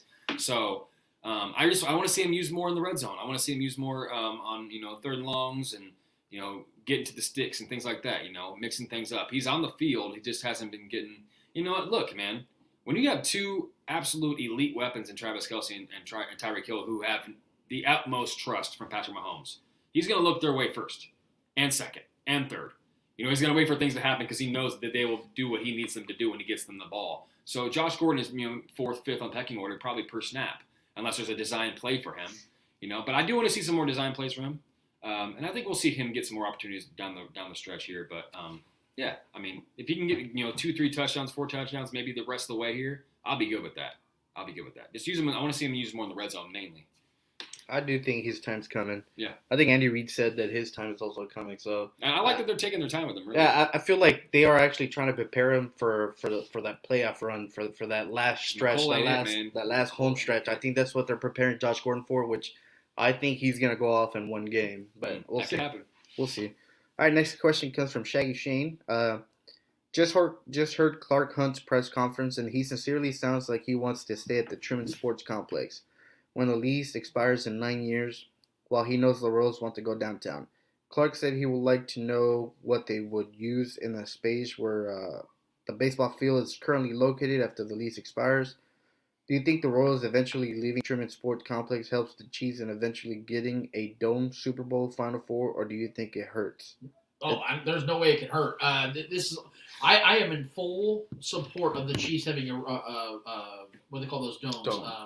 Retractable roof. A retractable roof. Hell yeah. Kinda like We've been LA. on that for years. Yes. Kind of like the Rams. I think that's the way of the future, honestly. I think that you should not have a full-time dome or a wide-open stadium. You need to have options because you don't want weather to dictate a game a lot of times. And especially, let's be honest, with Patrick Mahomes throwing the ball, You don't want that to dictate any of. Now he can sling at anything, like he says. I mean, would you rather him play in a snow game or not? Exactly. I'd rather avoid snow. I'd rather if we could. avoid the snow. Yeah. So if you have Just a saying, retractable roof, if Injury anything, wise. even more than LA, you need to have retractable roofs in the Midwest because that's where you have all 4 seasons. So and that helps our odds of hosting a Super Bowl. Exactly. Yeah. So that was my next point is that this if you get a retractable roof in Kansas City, they are 100% hosting Super Bowls here. Yes. So and they're the Royal Stadium all the already way, hosting too. the NFL draft. Let's go. What next season? After next season, they're hosting the NFL draft as well. So there's already things in motion for the Chiefs. We're adding to the You airport. add to that. You add intrigue with, like I said, a Chiefsville outside of the stadium. It's a slam dunk, man. You got to do it. So, yes, it doesn't hurt us in any way. It only betters everything. It adds the experience. You're going to get so many more people to come out because there's going to be a lot of people that aren't going to want to come to games that are frigid cold. You're going to get a lot more endorsements, a lot more branding and sponsorship opportunities. Yeah. It's endless, man. It's endless. I still think a retractable roof is going to make it cold. It's not going to warm it up or anything. No, but it takes away from the... It can insulate the stadium, though. You can insulate stadiums. Like LA, I'm sure they have like air conditioning for like hot games in September is what I'm saying. So like if there's 100 degrees out there, you put a dome over to take away that direct sunlight. It's the same thing with snow or rain in Kansas City. If it's 30 degrees outside, you guys know we all grew up here practically. I know, Eddie, you moved here several years ago. You go outside and it's 30 degrees and no rain or no snow, it feels a lot better than when it's raining or snowing outside, right? Because you're not getting soaked. That's what I'm saying. You get that retractable roof out there, gives you the option. It might still be a little cold outside, but you're not dealing with getting rained on, snowed on, all that shit. You can focus on the game, and it adds to the quality of the game because we saw Peyton Manning and Drew Brees and guys like that play domes for the majority of their careers dominate. Dominate.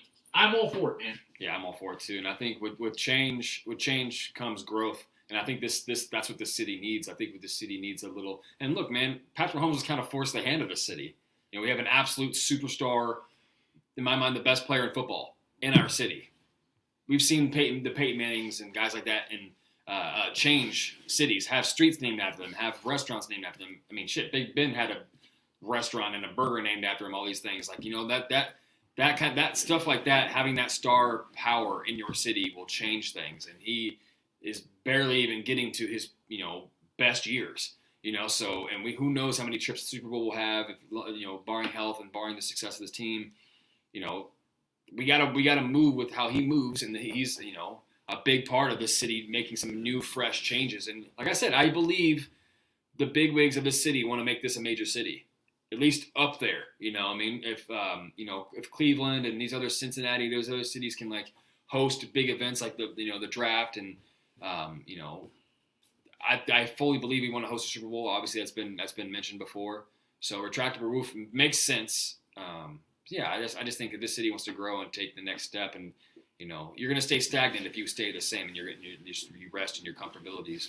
You know me, I've been pushing for like the Chiefs to like rebrand and like change the jerseys up and change some logos up, and just I love stuff like that. I love like fresh new takes on certain things. So yeah, I think the stadium change would be a cool idea. The retractable roof, I've been wanting for years. If we can avoid having to play home games in the snow.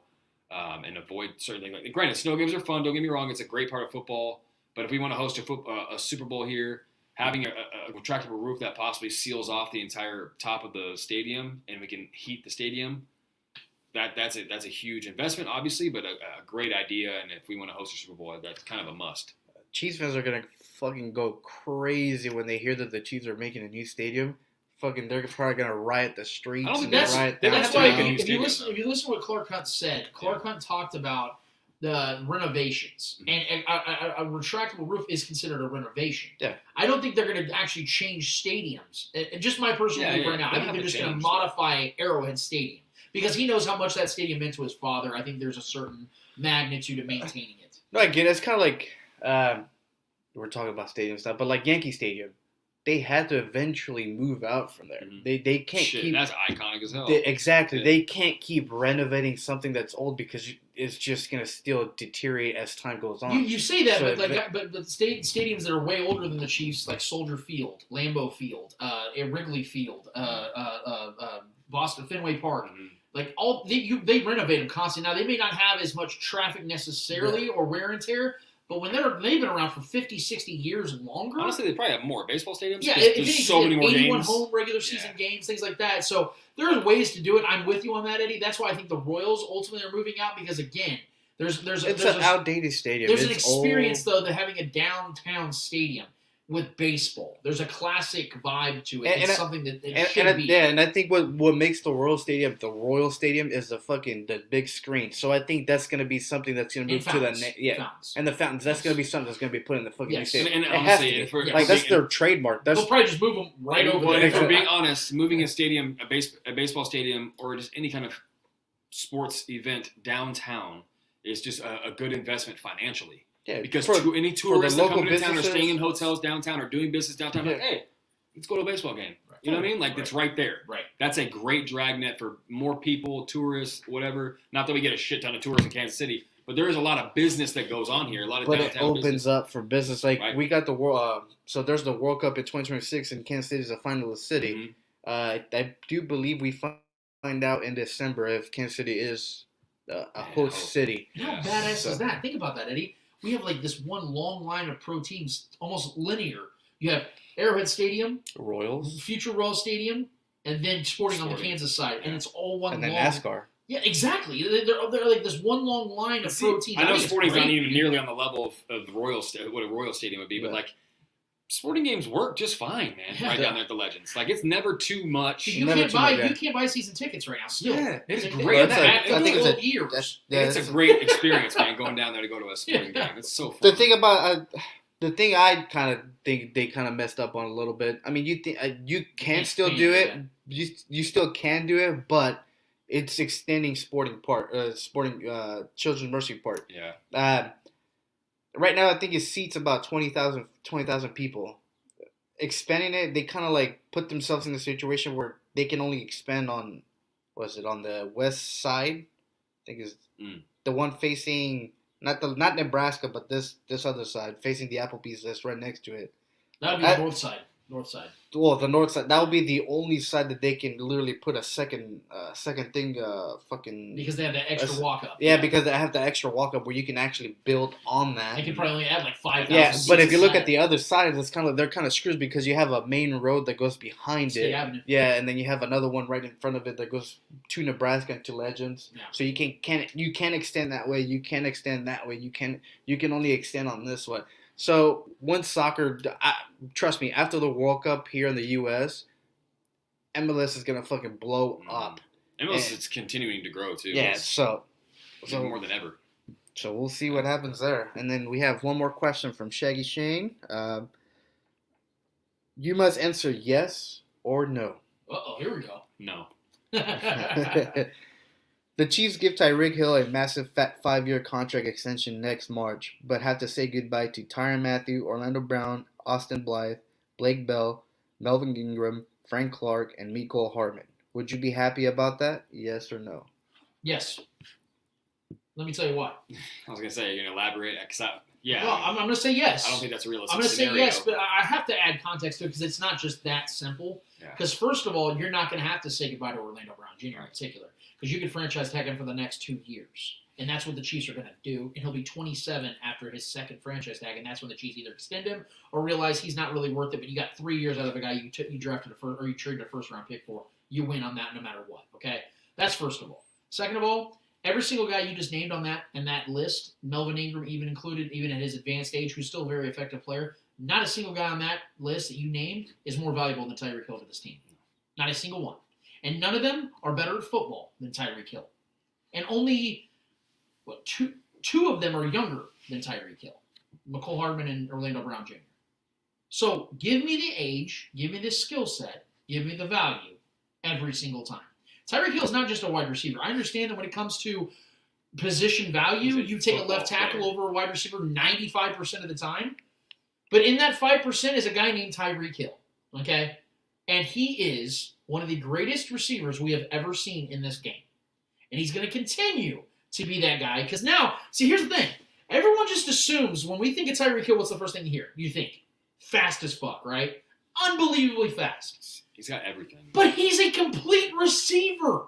He has an unbelievable route tree, footwork, handwork, Ball everything. tracking. Unbelievable. And he's sustainable. And he's undersized, and his ability to get up, jump up, and get balls is still He's missed incredible. what? He's missed what? 5 games in the last 5 seasons to injury. Oh, he's durable as hell. He's durable as hell. Yeah. So Look, I don't want to see Tyrann Mathieu leave. I don't want to see Orlando Brown Jr. leave. But if I had to choose between those three, we've already had this conversation, and I'll say it again. I'm keeping Tyreek Hill because also something that I haven't even mentioned yet is the fact that him and Patrick Mahomes are literally perfect together.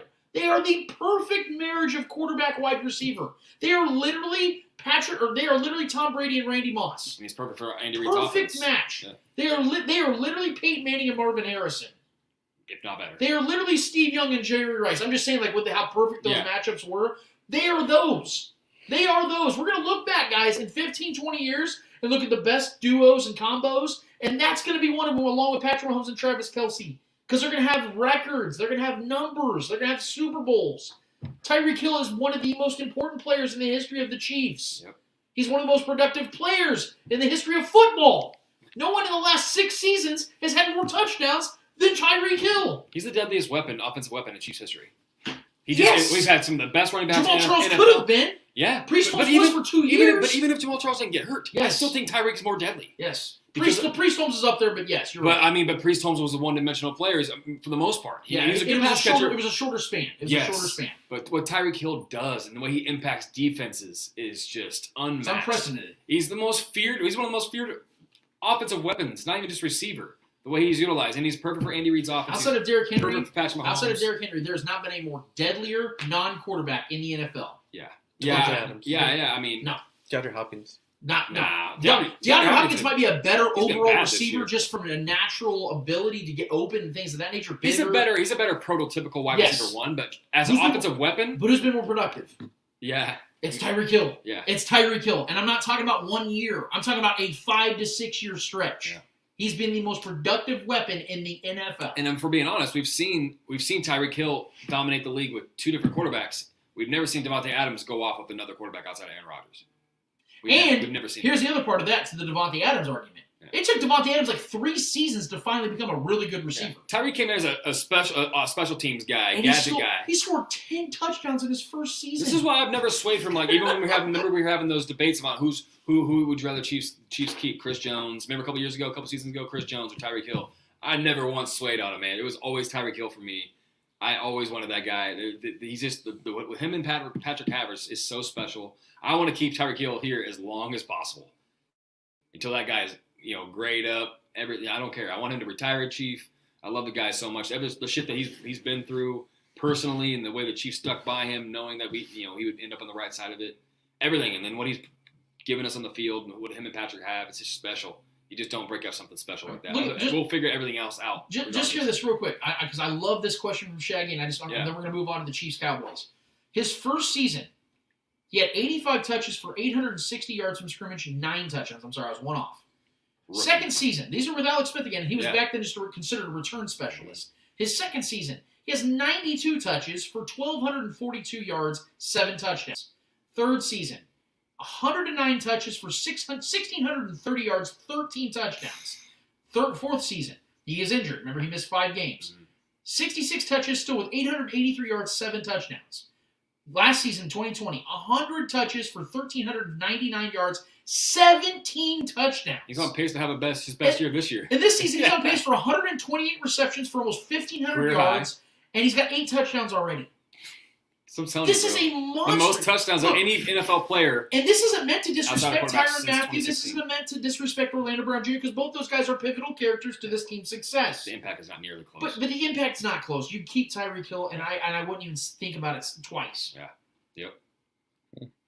We'll keep a lot of those guys. I want Eddie's opinion on this because he's been a little quiet on this. I think he disagrees. Eddie, who would you take on that list?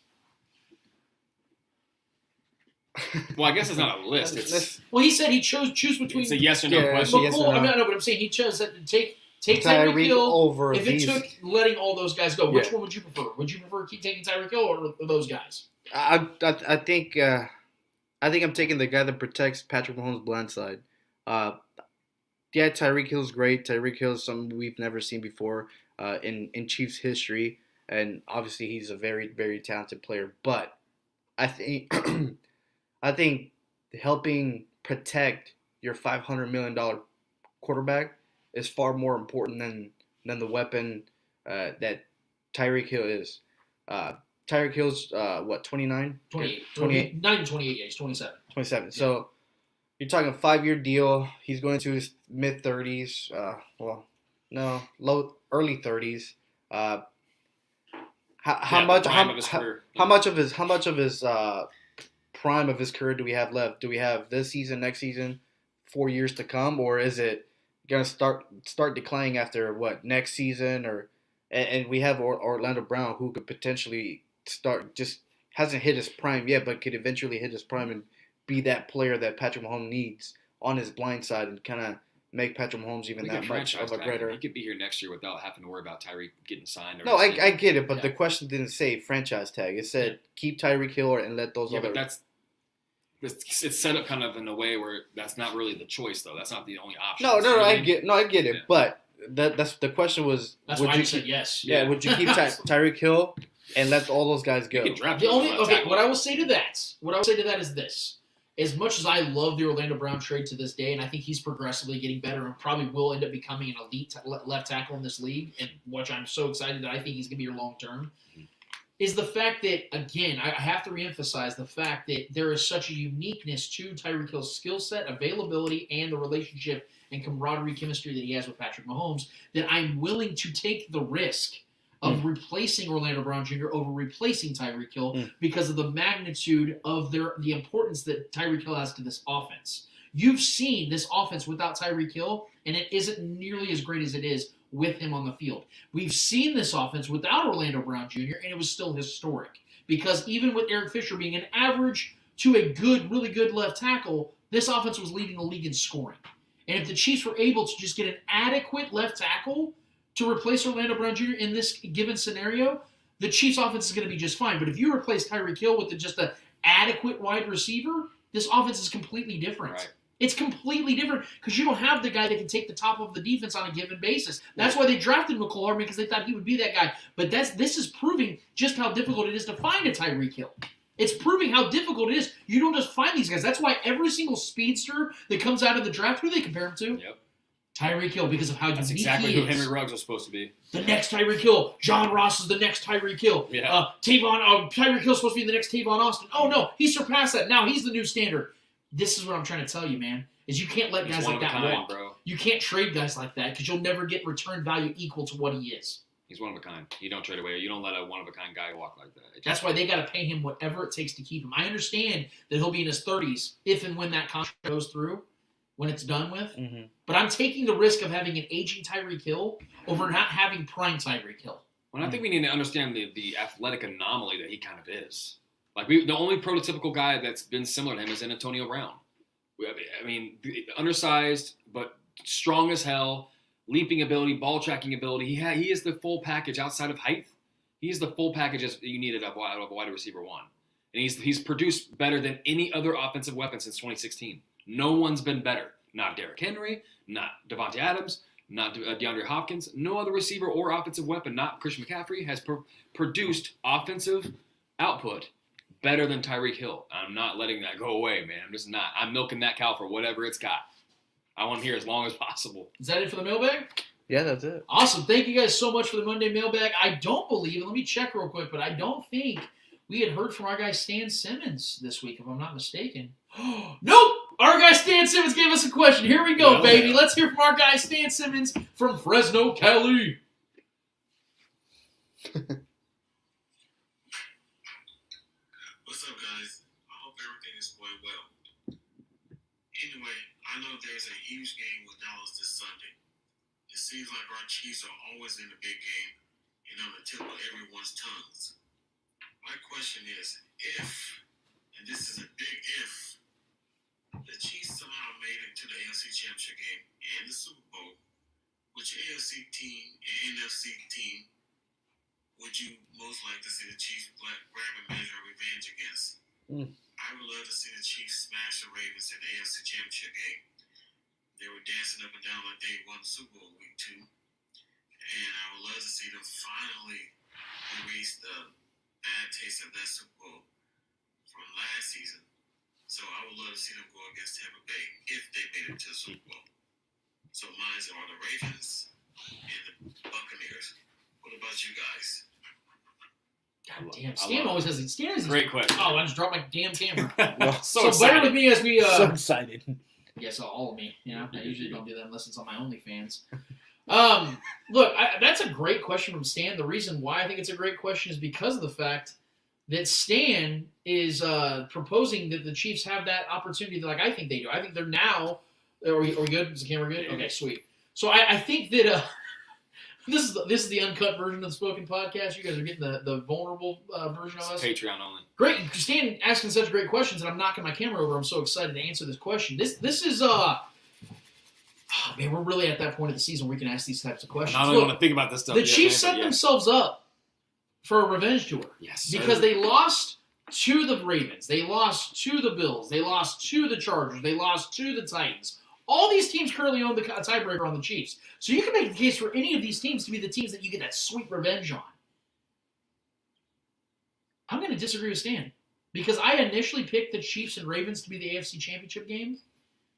But I don't think there would be anything sweeter than to see the Chiefs face the Bills again. The Bills now got their confidence and beat the brakes off you in home. I was at that game. I was literally 50 feet from the field.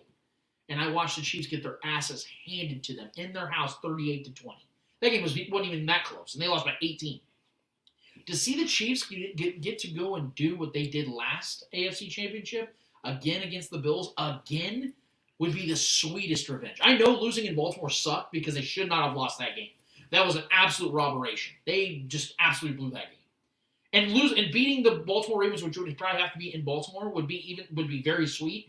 But to know that you get to go and get revenge on a team in their house that embarrassed you in your house, to me, would be the ultimate climax. Honestly, it really would. To get back to the Super Bowl again.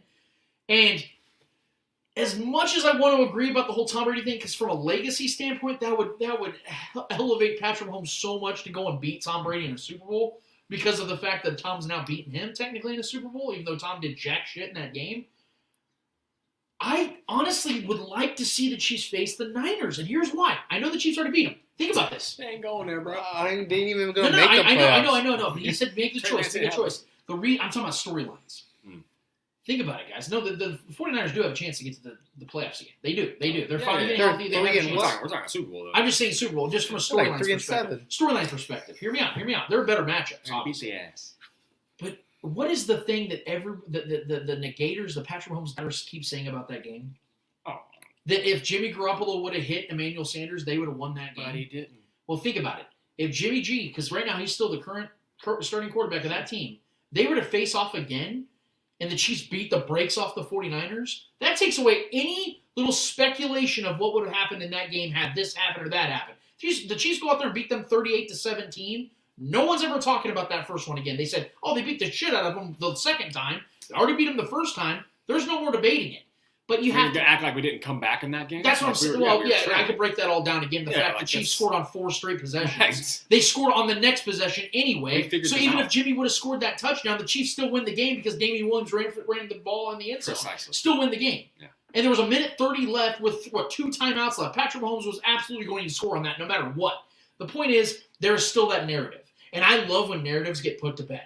And I would love to see the Chiefs put that one to bed because people are still using it. It's the Super Bowl. It's two of the two best teams that have made it to the big dance. Of course, there's going to be what ifs in that game. What about this one? What about this one? I'm not trying to steal thunder here. What about this play?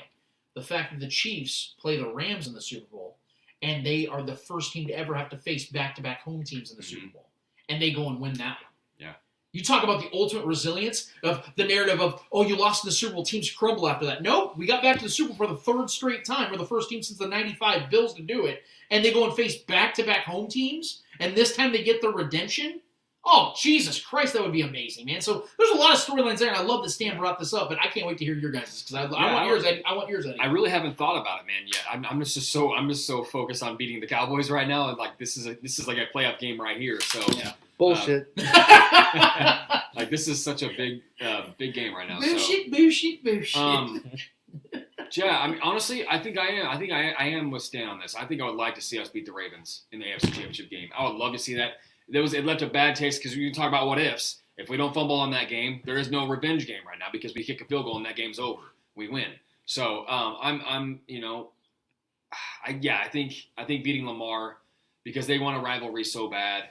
There hasn't really been a rival. I mean, we've beat the brakes off the Bills before, and they finally beat us pretty bad this year. But I don't feel like there's a real rivalry at all right there. You know, we've been known as the kryptonite for the Ravens, and then they conquered that, and then they beat us. You know, and they're celebrating like they won the Super Bowl. So I feel like that was a little different. That Bills game was kind of out of control from the jump. We kind of after the first quarter, we're like, we're fucked. Yeah, this game's over. So yeah, I mean, I feel like it'd feel more like there'd be more of a something to it, more juice to it for me if we beat the Ravens in the AFC Championship than if we beat the Bills. Granted, I think obviously the Bills in my mind are the better team, but I think matchup wise, storyline wise, I think the Ravens would be more of a juicy one. As far as the Super Bowl goes, I would love to see an Aaron Rodgers, Patrick Mahomes finally meet up, and the time they finally meet up is in the Super Bowl. No, but I mean, how cool would that be though? Like. Both times we failed to have this matchup actually take place, whether Pat's out or Aaron Rodgers is out. The time they finally meet up and face off is in the Super Bowl. That's kind of a cool storyline, man. Yeah. You know what I mean? Like they finally face off, and it's the biggest game of them all. You know, who takes home the cookies? And it's just that would be such a cool storyline. But I'm all for a revenge tour. I would love. I mean, granted, I do not want to see Tom Brady in another Super Bowl. I'm kind of tired and over that. But if that happens, I'd be definitely on board with seeing that, because I think if this happened again, this team is well more prepared for that defensive front this time around than we were at that time. It would be an entirely different outcome this time around. I fully believe that. I think our defense would perform far better the way Tom Brady's been playing lately, especially. I think we would take that game from Tom Brady. But I want to see Aaron Rodgers and Patrick Mahomes in the Super Bowl. That would be the one I would want to see. Ooh, AFC. I want to see the Titans in the AFC Championship. Why? Yuck. Because they fucking smacked us around like it was shit. They fucking put Patrick Mahomes in 0 points. No, 3 points. No, was it 0? 3 points. 3 points for the first time in his NFL career. Yeah, never scored a touchdown. They fucking embarrassed the Chiefs out there.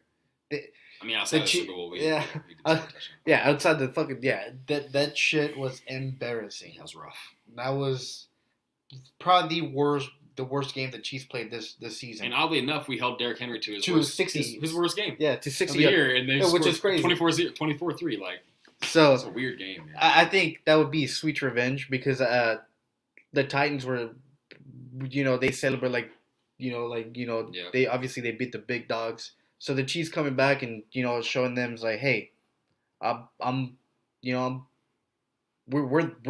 the Chiefs. We've lost all the other good AFC teams this year, so there's storylines abound, man. We can pick one. I think the Chiefs go in there and beating the fucking Titans and kind of proving, not just beating, like destroying the Titans, kind of like, holy shit, like that was just a fluke game. Yeah. It's not going to happen again. So I think that would be a good storyline for the Chiefs.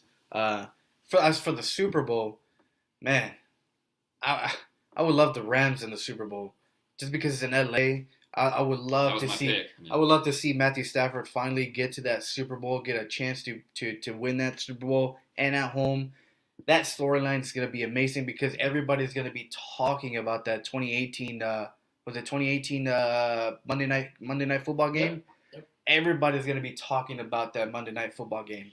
There'll be so many. So the storyline to that Super Bowl, the Super Bowl that was supposed to happen on the 2018 season, finally happening in LA in 2022. That would be insane. Yeah, and I have to say, guys, it's so awesome that we're actually now talking about this because there is a legitimized opportunity. I'm just saying, like, if we can say that there is a legitimate chance that the Chiefs are either already back or are gonna be back after this week. That's why these scenarios are not insane, man. After this week, look how wide open the AFC is. Yeah. You have to really consider the Chiefs as one of the favorites out of the AFC at this current time. Without a doubt. Even when we were struggling this year. Right. So now we're segueing to the segment that we've all been waiting for here. It's the Chiefs versus Cowboys this week. The next step for the Chiefs to get to that hopeful next Super Bowl run, a third straight Super Bowl run. We have a couple comments go ahead. From RJ on YouTube. He's like, I'm loving the idea of being road warriors in the playoffs. Yeah. And then Titans are going to get past the first game of the playoffs. This would be interesting because Patrick Mahomes has played 8 playoff games, and outside of the neutral stadiums that's in the Super Bowls, he's never played a road game. Yeah. Think about that. We've had Arrowhead games throughout, home field advantage throughout, and then the Super Bowls. So then it would really, I think, honestly, would add to his His legacy, I think, if he goes yeah, there and wins road yeah, games exactly. in the playoffs. I think him going on the road on the playoffs. I think we showed fucking last make weekend that we this- were pretty good on the road. Well, I'm Yes. saying, hey, Tom Brady's got a losing record on the road in the playoffs, guys. I'm just letting you know. So that would be. there's something to that. amazing. You know, if Patrick Mahomes goes in there and wins goes 2-0 on the road, I'm not big on quarterback wins, but people care about that shit.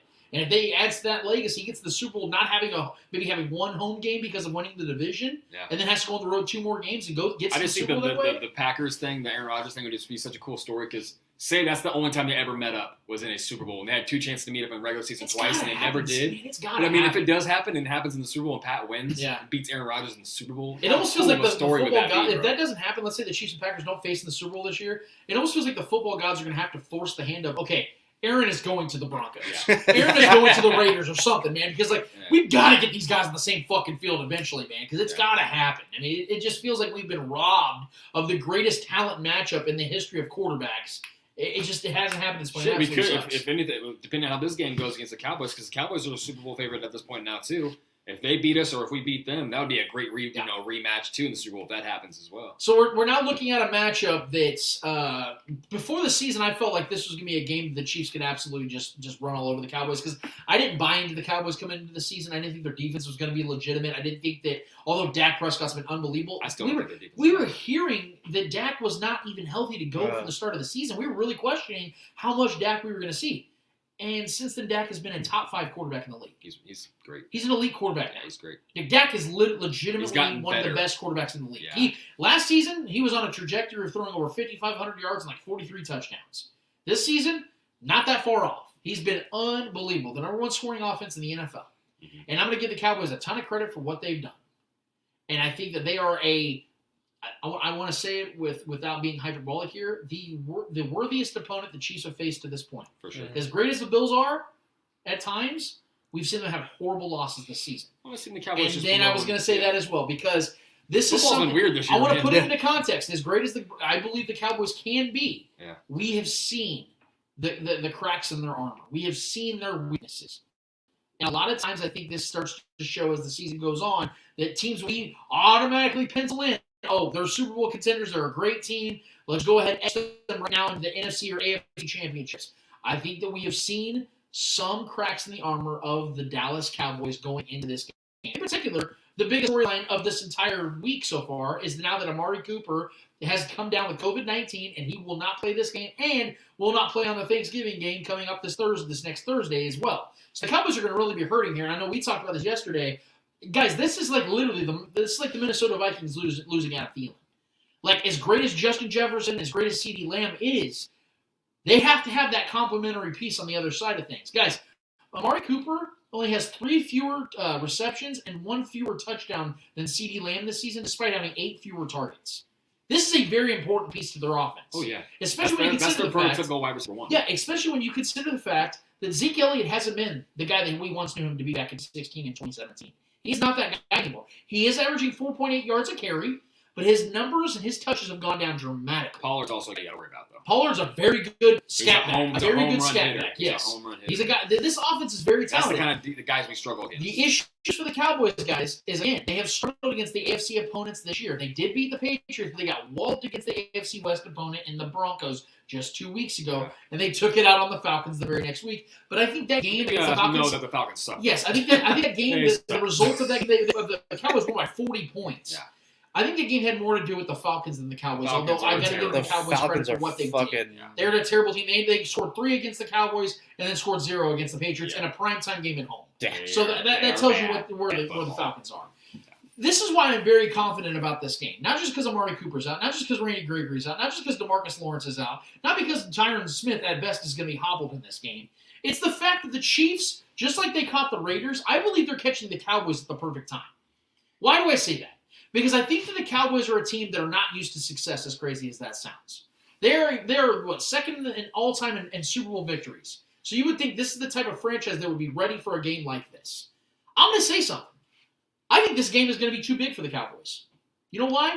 Because in the last 3 seasons of Dak Prescott's career, none of these games like this have ever happened. They have not had games this important. And people are saying, oh, well, this is an important game to the Cowboys. No, it absolutely is. Why? They're fighting for the 1 seed right now. And we know the outside of week 1, this is their biggest game. Yes, the 1 seed is the most prestigious 1 seed or the biggest seed you can get now because of the fact you don't have multiple bye weeks for teams, and the 2 seed doesn't get you a bye week. Yeah. So you have to get that 1 seed. And the Cowboys don't want to be a team that's traveling on the road. They've struggled on the road this season. They have not. They're a 500 team on the road this season. They don't want to go on the road in the NFC that's stacked. You think they want to go to Tampa Bay? They want to go to LA? They want to go to Green Bay? Hell no. They all rhymed, by the way. That was pretty cool how that all worked out. But the fact is, this is just as important. That's why I said about the Packers game a couple weeks ago. About how, although Aaron Rodgers is out and this is an inter-conference game, these teams are still looking at this as a Super Bowl opportunity for them. And now that the Cowboys have to go on the road against a team that is now fully clicked and back in, I think this is a tough game for the Cowboys. And I think this might be a little too much for them because of the fact that not only are they banged up, but the Chiefs are healthy. The Chiefs have, who's on the injury report this week? I think it was only, if I'm not mistaken, it was Lucas Niang won't be playing. And we saw Andrew Wiley already get reps this week. Mm-hmm. Like, it'd be one thing if Andrew Wiley, best pass rusher. Yeah, if Andrew Wiley was starting his first game of the season this week against the Cowboys, and they had Randy Gregory and DeMarcus Lawrence. I think Gregory is playing, but I think Randy Gregory's not playing. He's not playing. He's not playing. Randy Gregory is So out. they're out their 2 best pass rushers. DeMarcus Lawrence is out. Yeah, and Tyron Smith, their left tackle, is banged up. Yeah. He's been banged up all season long. He was a limited participant in all practices this Even week. Melvin Ingram on that. Micah Parsons is the key to this game. He's the only guy you got to worry about. But there's some about that guy. Okay, here's the thing about Trayvon Diggs, because I know everyone's asking about this, because Trayvon Diggs is having an insanely 8 great interceptions, season. 3 pick sixes. 8 interceptions, 3 pick sixes in only 10 weeks, right? Insane. Unbelievable. Are they 2 pick sixes? You know what Trayvon Diggs is? He's Marcus Peters. Marcus Peters is an absolute ball hawk. He will make a play that just totally changes the entire momentum of the game. But also, like Marcus Peters, you know what Trayvon Diggs does? He gives up touchdowns. Gives up a lot of yards. Mm-hmm. In fact, he gives up the 6th most yards in the entire NFL. Right now, he's given up over 470 receiving yards. That's a lot of yardage. You know who Trayvon Diggs is going against this week? The guy I said I'd take over Tyrann Mathieu, Orlando Brown Jr., McCole Hardman, Melvin Ingram, and Blake Bell. Tyreek Hill. He's different. Yeah. Guys, I'm telling you, this offense finally clicked. The Chiefs offense finally clicked, and they're going up against a defense that, although is opportunistic, they're 4th right now in takeaways. The Cowboys defense is very opportunistic. Mm-hmm. They can turn the ball away, turn the ball over. But when they don't, especially banged up, against an offense that's finally found their mojo and their swagger back and their shoulders moving again, riding high, baby. all of a sudden, you're going to see this defense give up points. You're going to see this defense look lost. They've been giving up points. I'm saying. The defense is a little overrated in my mind. But yeah. I'm saying, even in the Broncos game, there was context. The Broncos offense wasn't scoring on them. It was a lot of turnovers. Well, they were running all over them, though. They were running all over. They weren't scoring a ton of points offensively. They had a couple defensive scores as well. So there's something to this that I think the Cowboys are coming in this game. Everyone's thinking, oh, they're the team. They're the Super Bowl favorites. Guys, they were 2.5 point favorite or 2.5 point dogs before Amari Cooper was out of the game. I think that Vegas knows something about this. I think they're baiting bettors into this one of saying, hey, put some money on the Cowboys to cover. Put some money on the Cowboys. It's only a 2.5 point spread. And the Chiefs go in there and win by 14. I honestly believe there's a better chance that the Chiefs blow out the Cowboys in this game than lose this game. I'm dead serious about that. I think Dak Prescott's having an unreal season. I think their talent is immense on offense especially. And again, their defense is very opportunistic. But this matchup, call me a homer. Call me whatever you want to call me. I think this matchup favors the Chiefs in more ways than one. Because of the fact that we've also addressed during today's show that the Chiefs' defense has stifled the run game since the Derrick Henry game when they kept him under 100, when we all thought he was going to go for 296 like Jamal Lewis back in the early 2000s. Mm-hmm. Since then, the Chiefs have had one of the 10 best defenses in the league. And I don't think that's a fraud. I don't think that's a fluke. I think they have fixed things. I think Melvin Ingram has fixed things. And I think they're going to make Dak Prescott really work for what he wants to get out there on this field. I think if Amari Cooper was playing in this game, I think it would be a very different one because of the fact that there's more of a diversity to their offense. They would be able to get those short intermediate passes. They were going to have CeeDee Lamb in the slot. That's gone. That's completely out. Now you're relying on CeeDee Lamb to carry the bulk of what your offense is going to do. And although CeeDee Lamb's really good, again, when you don't have the complementary piece to get him open on one-on-ones and get him out there open against a Rashad Fenton, now he's got to have to go against L'Jarius Sneed, who's been one of the best corners in football over the last 5 weeks. I'm telling you guys right now, I feel great about this one. I feel great about this matchup. And yes, it has a lot to do with that Raiders game. I know that the Cowboys are a much better team than the Raiders, but we know how this league goes. Once you get a big victory like that and you start seeing your tight end shaking his shoulders again, we have not heard words from Travis for about a month, about 3 or 4 weeks. To see him back like that, to see this team clicking the way that they do against a team that has lost several starters and are going into a home crowd like the Chiefs have in Arrowhead Stadium, guys, I'm telling you right now, do not be shocked. And I'm saying this to the camera too, everybody watching and listening to my voice. Do not be shocked that the Chiefs go in there and reestablish themselves as the best team in the NFL. And I'm saying that with sincerity. I think if they beat this team in the Cowboys, the Chiefs should be the prohibitive favorites to get to the Super Bowl and win the Super Bowl. Trevor, what are your thoughts? Yeah, I mean, let me say this to start off. I think an under-mentioned narrative that no one's really talking about is the coaching here. We're talking about Mike McCarthy going against Andy Reid. There's a massive, massive difference there in coaching prowess. And I'm taking Andy Reid every single time in that matchup. I think Andy Reid I think we're going to see some things. I think Andy Reid understands the importance of this game.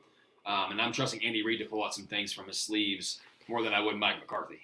Right, so that is a well-coached defense. I just don't think they're as talented as they've been, marketed as. Granted, they're America's team, so I think they only had one really big win this year. I think that big win was against the Patriots. They put up 35 points to the Patriots 29. That game had to go to overtime. But I mean, that defense has been giving up points to some bad offenses. I mean, they allowed 20 points from the Giants, 28. I mean, the Panthers have been kind of a so-so offense. They gave up 28, 21 from the Eagles. They did only allow 17 from the Chargers. That's a good offense. And then the Buccaneers put up 31 in the victory. They only allowed 16 points to the Vikings, which was a really, really, really strange game. And then they allowed 30 points from Teddy Bridgewater. I mean, obviously there was some defensive scores there. So, I mean, this defense has been kind of hit and miss. And they're without Gregory and Lawrence in this game. I think that's a huge – if they're not getting pressure on Patrick Mahomes and he's able to relax and make plays, good luck, man. And our defense is clicking more – than it has all year right now. So I think they are catching us kind of at the worst time because we're riding high, even higher than they are. I know they just came off a big blowout win against a bad team, after having an absolute shit show against the Broncos. So they've kind of been like a hit and miss kind of team. They had to go to OT. Dak had to go to OT with Mac Jones just to outlast him. You know what I mean? So if you have to go to OT to beat Mac Jones, granted, I know that's a good defense over there in New England. But our defense is clicking right now too. And if you're going to, if that defense is going to bleed out points like that to force OT against Mac Jones, what's going to happen with Patrick Mahomes and Arrowhead, man? So I'm confident in this game too. I'm more neutral than I am confident. I think there's on a balance of probabilities. I think the greater chances of the Chiefs winning is definitely on our side. I think we have that edge, and that's why we are the favorite. Obviously, we're at home as well, so it's rare you see a home dog. But I think we are the favorite just because of the Amari Cooper news. That's huge for them. That's a huge loss for them. I think that's definitely going to factor in. That's one less elite talent that we got to worry about. A very, very, very, very good route runner. He's beat us. He's burned us in the past, even with the Raiders. And he's got a better quarterback throwing on the ball this time around. So he's not going to be there. He's absent. They're missing some major pieces defensively. I think this is a blow-up spot for the Chiefs, though. I agree with you. I don't think that's on the balance of probabilities. I think this is going to be a tight game throughout because this is two great offenses going at it and two, middling defenses. But I think this is a game, man, where the Chiefs can go put up nearly 50 to win this one. I think it could be a shootout.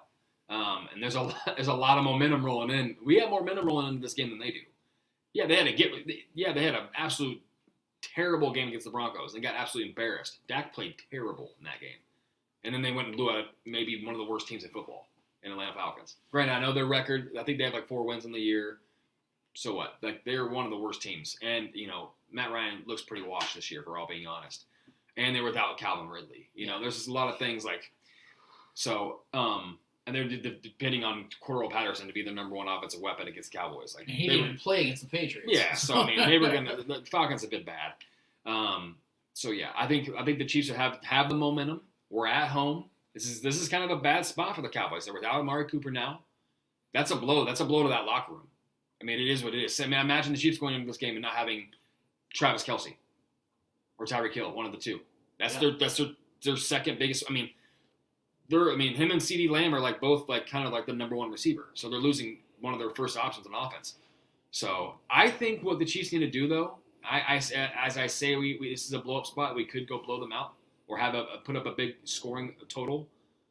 I think the Chiefs need to run the hell out of the rock. I think we need to attack them the way we did the first matchup last year against the Bills, because the Dallas Cowboys defense is set up similar to how the Bills defense is set up.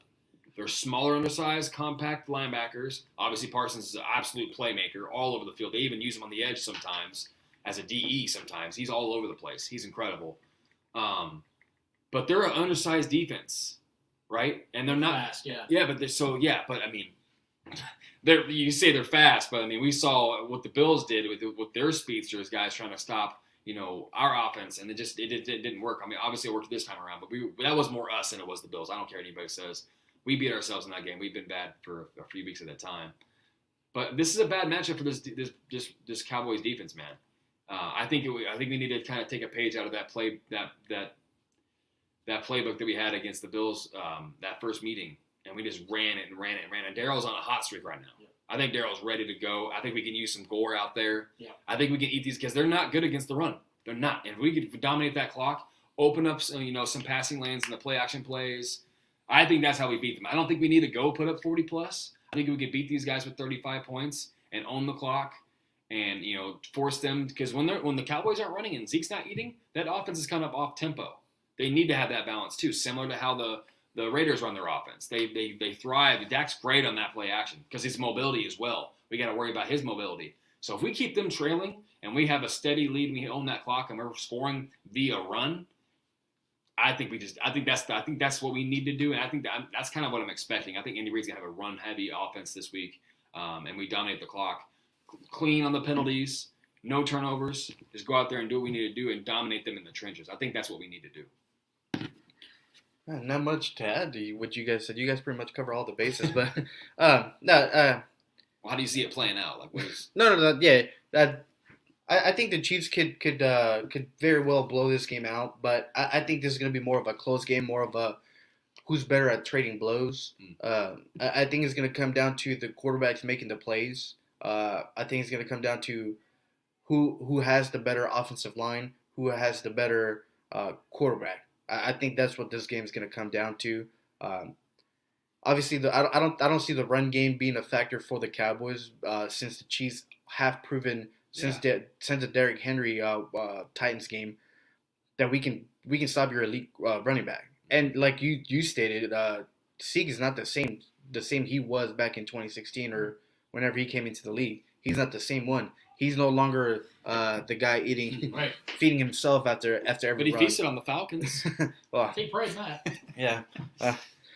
Yeah, and they're coming here. They're gonna have to deal with the crowd noise.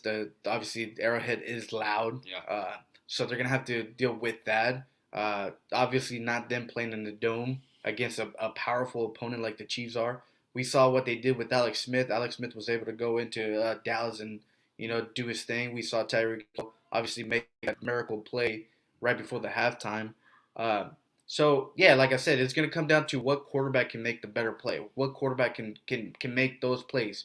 Who's gonna have the better outcome? So it all comes down to that. I think our defense is gonna be good enough to kind of slow down the Cowboys. I think our defense can start putting the pressure on Dak. Obviously you wanna blitz Dak early and fast, kind of dictate the game. Kind of like tell them that you're not going to let up easily. So hopefully they have some blitz packages for Dak just to put that pressure in there. So we'll see how that goes. But yeah, I will say this: when it comes to blitzing, the Chiefs I think have the 6th most blitzes in the league per defense. Dak has actually been one of the best quarterbacks in the league against the blitz. In fact, his mobility, yeah. And he has 3 games this season with 3 or more touchdowns against the blitz. So he's.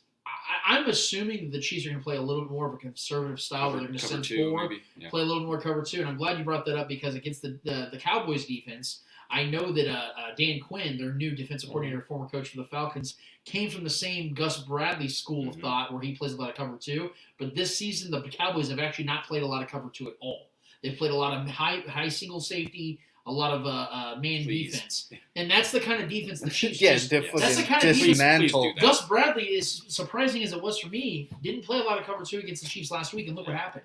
Chiefs dismantled his defense. Guys, The Cowboys don't play that type of defense, and Trevor just put it down fundamentally, but I'm going to take a little different edge to it because I think, Trevor, you're expecting the Chiefs to run the ball a lot. I actually don't, because of the fact the Cowboys actually, surprisingly enough, are 7th in rush defense this season, and I think you're going to see the Chiefs actually utilize running through the air in this one.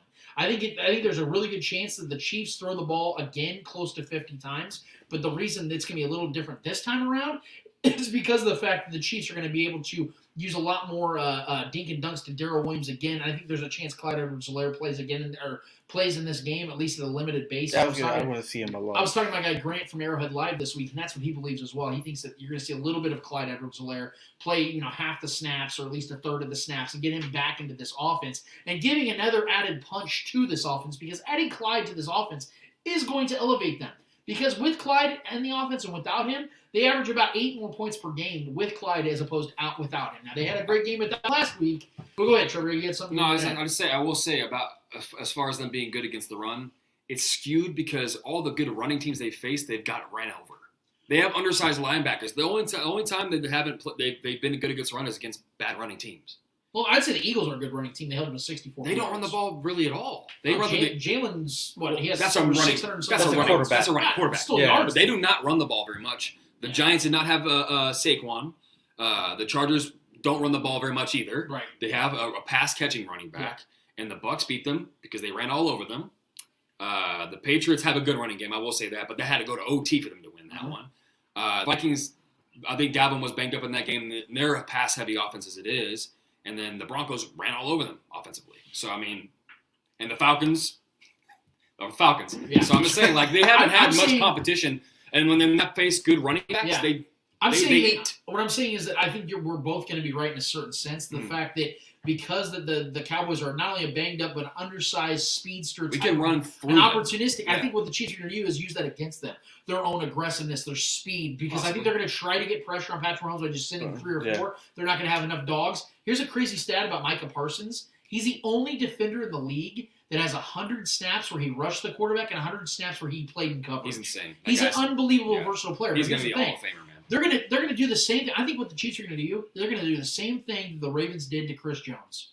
They're just gonna go the opposite direction. Wherever Micah Parsons, he sets up on the right side to try to go by Wiley. They're gonna run the ball power left. They're gonna throw the ball power. It was kind of like last week, avoiding Crosby at all costs. That's exactly right. And you saw the chip plays with Travis Kelce and Blake Bell, giving Wiley that extra cushion, that extra second to let Patrick Mahomes do what he wants to do in the offense. I just think if they're without Gregory and Lawrence, I think we could just run a power O all day and just run it up there. I can get it, but I don't see Andy Reid switching his offensive style. We did do that against the Bills, is what I'm saying. We did do that against the Bills. Watch this. I think Tyreek Hill is going to have the biggest impact in this game, and the reason why is it's not going to be these huge downfield throws. You're going to see a lot of jet sweep motions. You're going to see some of those little salad plays. Where a lot going on. Kelce. Because think about it, they're going to want to get what they're going to want. Safeties. What they're going to want is they're going to want to get Trevon Diggs in motion. They're going to want to see where he's at on all sides of the field. He's going to be he doesn't have an island. He moves all around. game. Yeah. Watch for Tyreek Hill. Whatever he's doing in this offense in this game is where this team's going to go and scoring the ball. If Tyreek Hill is successful in the jet sweeps and they're getting their short little intermediate passes, letting him create with his feet, this offense is going to do whatever they want all game long. And especially if they're playing single high. If they're playing single high, please I think do. they're going to play a lot of single high. Yes. No, that's silly, man. Absolutely. And Micah Parsons, like I said, is going to be the most pivotal character. I don't want to downplay what Trevon Diggs has done this season. He's been incredible. He's taking advantage of his opportunities. Yeah. Exactly. If the ball's going to be there for him to take it, he's going to take it. But he's going to give up chunk plays. He's going to give up a lot of yards. I think that's what Tyreek Hill's going to do. That's why I think we need to run the ball. And if you get play action and Trevon Diggs bites on a route from Tyreek and Tyreek burns him, game over, dude. Which is why I'm going to my key players of this game. I think that this is going to be the week where I'm going to pick Tyreek Hill. I think that it's an easy pick, obviously. But again, if he wins that battle against Trevon Diggs, the Chiefs are going to win this game and they're going to score a lot of points. If Trevon Diggs wins this battle, Chiefs can still win this game, but it's going to be much tighter and much more pulse pounding as I anticipate. He's my key offensive player in this game. My defensive player of the game, guys, it's a dude I don't believe in very much, but I think he's going to have a big game for the Chiefs to slow Dak Prescott down. It's Frank Clark. If Frank Clark goes in there and gets a sack, if he gets a couple hits on Dak Prescott, if he gets a sack and a few quarterback pressures, that's going to change the intricacies of this game. That's going to give the Chiefs an extra possession or two because they might get a strip sack. In fact, I'll predict it. I'm going to say Frank Clark gets a strip sack. That's how I in this predicted game. last week. He didn't get And I'm gonna piggyback Almost. off that. I'm saying Frank Clark makes the pivotal stop He's been on the playing great, defensive man. side. I don't think Dak's going to throw an interception in this game because he's been insanely accurate. He only has 5 interceptions on the season, so I'm not betting on him throwing up in this game. But I say Frank Clark gets a strip sack where he hits his hand before the ball comes out. The Chiefs get the turnover, like Deshaun Wharton or somebody like that gets the ball. Chiefs get an extra possession in this game. Could be the benefactor of why this team wins. Tyreek Hill, Frank Clark are my key players of this game. Trevor, who are yours? Offensively, I'm going to go with the running backs, Darrell Williams and Gore. I think we all are in agreement that we don't think Clyde's going to play this week. Oh, he'll probably play just. I don't think he's Limited going to role. play. Yeah. I think he'll play a limited I think role. he'll play, but just a little bit. Of Well, snap. so with that, I'm just going to say that the running backs, I think our running game is going to be the key factor here. I think we're going to be very efficient doing that. If we stick to it, which I think, like I was saying, I think we'll pull out that kind of game plan that we did against the Bills when we ran all over them, kept Josh Allen off the field, and our defense pinned him their ears back and just was blitzing him and getting after him. And that's about as mobile a quarterback as you can get is Josh Allen. So if we can do that, we can do that to Dak, especially with them being without Amari Cooper. That's a big loss for that offense. That's going to have that offense kind of in flux. I know they've got Michael Gallup back, which is huge. That's a deep threat guy. So if we can just cap him, not let him beat us deep, and just worry about keeping CeeDee Lamb under wraps in the middle of the field or wherever, and especially in the red zone if they get there. It'll be the running back crew for me. Whoever it is, I think Darrell's going to eat. I think Gore can eat as well. If Clyde plays, I think Clyde can get some nice, even catch some passes and eat as well. I just like this matchup against their defensive line, with our offensive line, and us playing some power O and establishing the run. I like that. So that's my offensive side. Defensively, I wanted to say Clark again too, back-to-back weeks, because I like the way he's been playing. He's been playing very aggressive. He's bound to make a play here. I'm going to say Charvarius Ward. I think Charvarius Ward's going to get a pick. I think Charvarius Ward's going to get a pick. I think Tyron's going to bait. I think he's going to play the eyes, and he's going to affect a play, and there's going to be a tip ball, and I think Charvarius Ward's going to get a pick on a good play. And I think he has a chance of returning it for some yards, maybe not to the house, but I think Charvarius Ward, he's been playing good too. He played really good last week. He's been all over the place. He's been locking dudes up. I really like what I've seen from Charvarius Ward this past couple weeks. He's been playing really, really inspired football. I love when he's on it. When he's hot. He plays really good. So I think I wanted to say L'Jarius Sneaks. I wanted to pick one of these corners. I think one of these corners is going to make a play here. With Amari Cooper being out, I think Dak's going to be forced to make some plays to some guys he doesn't want to. And I think one of those guys is going to make a mistake. And I think there's going to be a tip drill. And I think Charvarius Ward's going to have a big play here. All right, for my offense, I did say this was going to be a quarterback game. I think it's going to come down to who the better quarterback is, and I'm going to go with Patrick Mahomes. I think Patrick Mahomes is going to go out there and he's going to light it up. He's going to repeat what he did to the Raiders and come in here and kind of. I'd much rather see that than a run-heavy game. I want that. I want I think Mahomes is going to be fun. He's going to be the key factor of this offense. He's going to light it up. I think he's going to have a great game. So that's who my offensive player is for this game. As for defensive player goes, my key player, I was between Melvin Ingram and Snead, but I think I'm going to go with Snead. I think Snead's going to make that one play where Dak Prescott is going to want to go to CeeDee Lamb. I think it's going to be everybody's putting that pressure on Dak, and he's going to make that throw. That either underthrows or overthrows CeeDee Lamb, but Snead is there close enough to where he can catch that ball, because we've seen him make some good interceptions, and I think he has the potential to go into this game, because I think CeeDee Lamb is going to be their main target, their main focus. So this is that game where Snead has the potential to take a pick six or just the interception in general. So that's my two players. I like him. Before we get out of here and move on to the last segment of the day, who wins this game, Trevor? We're making predictions. You don't have to give me a score, just like we did last week. I got the Chiefs winning this one. I think, like you said, this is a big game, and the Chiefs are rolling higher than the Cowboys are. I know they had a bounce back game against a terrible team, but we just had a bounce back game in the biggest game of the year for us so far against a divisional foe who has been playing good football up to that point. Well, they had a couple of losses before that, but either way, like, it was a divisional game, big win for the Chiefs. We're right back on track. I think we're rolling higher than the Cowboys are. I don't believe in the Cowboys' defense as much as a lot of people may do. Or may think they're as good as they are. I don't think they are. I think the Chiefs' offense goes in and takes care of business. I think the Chiefs win. I'm gonna go with Chiefs, but I think it's gonna be a lot closer than what people think. I think it has the potential to be a blow, but I think both teams are going to be trading blows offensively, so it's going to be a much closer game. Should be a shootout. The Cowboys have far too many injuries from key players that can make ultimate differences in the pass rushing game on the defensive side. They could slow things down for the Chiefs offense. And losing Amari Cooper is going to absolutely pay dividends for the Chiefs in this game. Yep. I think the Chiefs are going to win this game convincingly. Look, man, if I can sit here for 2.5 hours and proclaim this team to be what I think they are, and then pick them to not win this game or to be shaken in my confidence in a home game, in a game that they need to absolutely win to continue the trajectory of them winning the division and potentially getting a top 2 seed in the AFC despite their druthers early on this season, then I'm a fool. And I think this team's going to go in there and make an absolute statement. We're going to sit here 7 days from now and talk about how this team is now the favorites in the AFC to win this thing and get back to the Super Bowl and reclaim what once was theirs. Because, guys, as I said last week, finally, Patrick Mahomes has returned to the NFL. Guys, I think it's for real. I think Patrick Mahomes is out of his slump because that's what it was. It took him 60-plus games in his career to get a slump. Every quarterback in the history of the NFL has had slumps. It took him the longest, like my guy Nick Wright said. It took him the longest to finally have his. And just one final keynote as to how the Chiefs win this game, the key is number 27. What do I mean by that? I'm not talking about Rashad Fenton. I'm not talking about any other player that's ever wore the number 27. I'm talking about keeping the Cowboys to 27 or fewer points. Patrick Mahomes has played 64 career games. And in those 64 career games, the Chiefs have held their opponent to 27 or fewer points 41 times. The Chiefs are 39-2 in those games. We also need to run the ball 25 plus times. 21. Yes, close. Dubs. 39-2 in the games the Chiefs have held their opponents to 27 or fewer points. That should be the goal for this defense because this Cowboys offense is good. Mm-hmm. And giving up 27 points means you gave up 5 scoring drives. If the Chiefs can hold the Cowboys to 5 scoring drives, that means the Chiefs are going to win this game by 95% of the time you win. That means the Chiefs will win this game if they keep the Cowboys to within 27 points, and I think they do. I think the Chiefs keep them within 27 points, and we'll see if it happens. We have one more order of business to get to, guys. What is it called? Hold this L. We do each and every week as we finish off each and every episode with a series of L's in the world of sports, whether they're friendly or unfriendly. We promise you, who is ever holding the L's in the world of sports, those motherfuckers deserve it.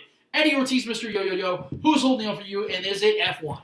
I mean, it should be F1, but no, that's not F1. I tried that. No, I'm going to give it to Manchester United. So the Chiefs got out of a slump. Patrick Mahomes got out of a slump. But Manchester United is going into that slump. And today they just lost 4-1 to a team they had no business losing to. Obviously, to some, they have the best player in the world. To me, he's the second best. But they just have the squad to potentially win the Premier League. But they are falling short every single weekend. Every single game they play, not every single, but recently, every game that they've played, they're falling short. They're either having to have those late winning goals, the late winning tie game goals, and Manchester City exposed them a couple weeks ago. Then you had Liverpool exposed them right before that, and obviously Watford came out, exposed them today with 4 goals. That team is falling apart, and it's falling apart quick. They need help, and they haven't gotten any help. It looks like the American owners should, just focus on football here, not soccer in Europe. Just a thought. It's just a thought, but yeah, they're keeping a manager that has no business managing this team. Obviously, he's proven week in, week out that he is not to the caliber of this Manchester United. I think this Manchester United, if managed properly, could be a serious champion contender. But because they are still deciding on their own ways and not moving on from their manager and just trying to stay, I don't know what the fuck they're trying to do, but yeah. So Manchester United, you're gonna have to do me a favor and hold this L. Trevor Twitwell, who's holding the L for you this week? Speaking of losing to teams you had no business losing to, I'm not a big college football guy, to be honest, but I do know that Texas takes a big pride in their college football and football in general. The Cowboys coming into town as well. Just this past Saturday, that evening of our last show, I would have mentioned this as that news broke on the show immediately. I I'm a big KU guy, though. I will say that. But KU hoops is kind of where we dominate. We've never been a football team or a football town with collegiate sports, really. But the Jayhawks football team went into Texas and dropped 57 points on the Longhorns' heads. Massive upset. I know a couple guys that made a lot of money on that game because they put some money in on that upset, which is a terrible bet. If anybody's betting, like, that's a terrible, like, no one has seen, like, up front at face value, it's like a lose-lose situation. You're just throwing money away. You're just burning cash. But my goodness, last second field goal put them up by 1, 57-56. A team that had no business, even on the same competing field as a Texas college team, which is, has a history of riches and greatness, and a lot of great players coming from those programs. Either way. Real quick. Yeah. The spread in that game. Yeah. Dude, it's wild. The Texans were 30.5-point favorites. 30 That's what I'm saying. It's like you're burning cash. You're betting on the KU to win that game. KU fucking It's one of the biggest upsets I've ever seen in college sports. Dude, like, whoever bet on KU fucking banked. 56 straight. And they covered. Road game conference losses, right? They won and covered. The Jayhawks literally beat the streak. Yeah. They scored 57 over 56 losses. Bro, so wild. I couldn't not mention that on the show. So with that, I gotta give my Longhorn friends and family, whoever support that team. I know y'all got a massive pride with the Longhorns. Do me a favor and hold this L. So I'm kind of greedy this week. I have a couple W's I want to give. I'm going to be very brief on them, but I have some juicy L's that I want to hand out as well. The W's I want to hand out to go to two unlikely quarterbacks that both were heroes this last week, and that is Shane Buechele and Taylor Heinicke. Shane Buechele, because of the fact that I think there was a lot of credit given to him, I think the Chiefs would still be in the Raiders regardless if Shane Buechele came to Patrick Mahomes and the guys about a video. But I love the fact that a guy from almost like the great beyond contributed to this game who wasn't even on the active roster, giving Patrick Mahomes some motivation, giving him some of that, some of that extra juice and vibe to it to get him back into what we know him to be, which is the greatest football player in the world. And because of that, Shane Buechele not only got credit, he's now on the active roster because other rosters wanted to go and pick him up off the practice squad. Cardinals. So now he's on the actual team. How long it's going to last, I don't know, but there is a future that could potentially be there for Shane Buechele as Patrick Mahomes' backup from here on out after Chad Henne probably retires after this season. Yeah, for sure. So I got to give a W to my guy Shane Buechele because I think he absolutely contributed to this victory in some form, in some fashion, giving Patrick Mahomes that confidence and got himself a roster spot because of it. You can't tell me there isn't some coincidence. And I will say, I don't know if you know the details about that video that he showed Patrick Mahomes about getting the swagger back, all that. No, I don't know. Well, because that's where Kelce got that. I got my swag. Yeah. That video. Mike Dannon was on that team. Oh, that's the awesome. high school team. Now that's awesome. I did not know that. Yeah, I did not know that was a teammate of Mike Dannon in that video. I think I got my swagger back. That's from a few. Yeah, I love that. That was Mike Dannon's high school team. That's great. I did not know that. It's a crazy small little world how that. Because that video is old. That video is like 6 years old or something like that. Trevor mentioned. That's not old. Trevor mentioned another the covering of the spread that the Jayhawks did on the Texans or the Texas Longhorns rather. Well, there was an NFL team that decided to do that as well. They were 10.5-point favorites, I believe, or 10.5-point underdogs at home to the Tampa Bay Buccaneers. And my guy, Taylor Heinicke, who I am such a fan of, and played an absolute baller game in the playoffs last year without a home crowd against the future Super Bowl champions, Tampa Bay Buccaneers, went in that game as a severe underdog to Tom Brady and completely outperformed Got his Tom revenge. Brady. Got himself an 81% completion percentage for 256 yards and a touchdown with a 110 quarterback rating in a game-winning drive, a game-deciding drive, I should say, and beat the Bucs by double digits. I want to give a W to my guy Taylor Heinicke, who was a backup coming into this season behind Ryan Fitzpatrick. And I think has earned himself a starting spot in this league. He's played well enough, not great, but well enough to get himself a second contract to wherever he wants to go, or whoever wants him, maybe even Washington. Who's to say? Yeah. But I want to give a W to him. And for the third straight action of my segment, I'm giving it to another quarterback.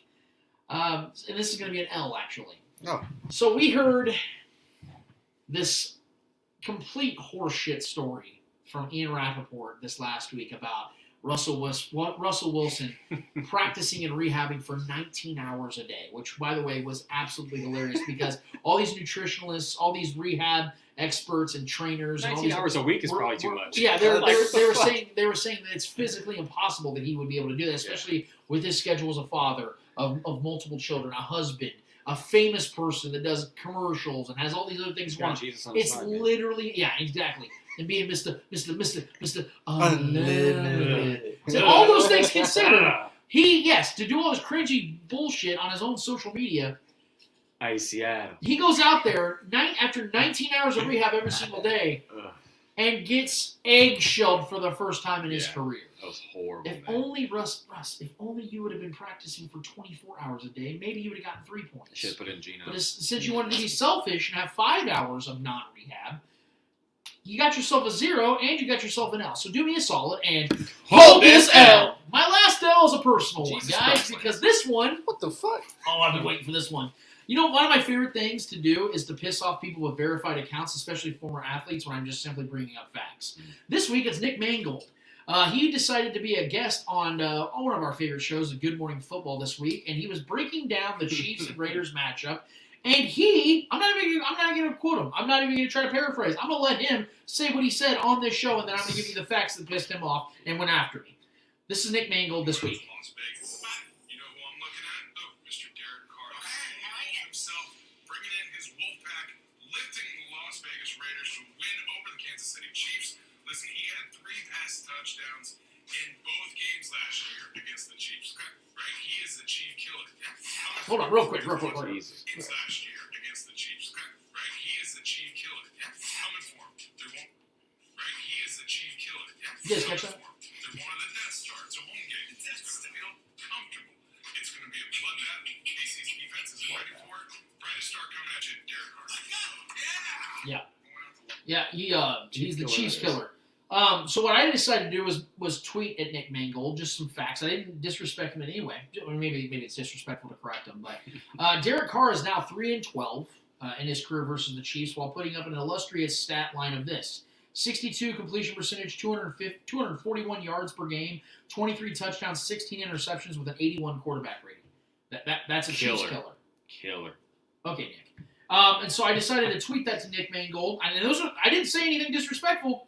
Nick Mangold goes, "Yeah, I messed it up on live TV. Congrats." Nick, I didn't want to make you so mad, man. I didn't want to get you in your feelings. And you're a Jawa on Twitter. Literally, you're photoshopped as a Jawa, which is hilarious. And I didn't think that would get you so upset, man. Maybe just go with the force next time and just trust your gut and pick Patrick Mahomes over Derek Carr, not calling it a bloodbath of the Death Star when it's really a Roomba to begin with. And give us some credit over here in Kansas City, because Derek Carr has been anything but a Chiefs killer in his career. In fact, the Chiefs have killed him several times over, to the point where even the Raiders fans have now, including our guy Raider Cody, by the way, decided to turn their back and get off social media for a couple of days because of this beatdown of the Chiefs. Mental break. And ended up giving that Death Star and Mr. Derek Carr, who we know as the Chiefs killer. So Mr. Nick Mangold, do me a solid and hold this L. Appreciate you. That was fun. There's an L in Mangold, right? Yeah, you can't spell a Mangold without an L. You got another one then? No, I decided Jesus, enough is enough. We've had our fun for the day. We're on a roll. We're about to have Broke fun out this a week, diary. guys, because I think the Chiefs are going to establish themselves as the best team again in the AFC, beating the Cowboys, I believe, this week. We're going to give you guys our full slate of picks, Come on, baby. predictions, and our scores. This tomorrow at this time, roughly when the games get going. We're really excited about this. Really appreciate all you guys for hanging tough. It's been an absolute blast as it is each and every episode, and we're climbing up to episode 150, guys. We're almost there. But in the meantime, for Eddie Ortiz, Mr. Yo, for Trevor Twidwell, for the great Clay Windler, for everybody that has been chiming in on the Monday Mailbag, our guys Stan Simmons, Shaggy Shane, Billy Hodge, all you guys, man, we greatly and genuinely appreciate all of you for contributing and making this what this is. I am Lance Twidwell of the Spoken Podcast. Episode 143 is done. Finished, finito, until episode 144 is here. And we're talking about another Chiefs victory and how Patrick Mahomes is finally back. We out of this bitch. See you.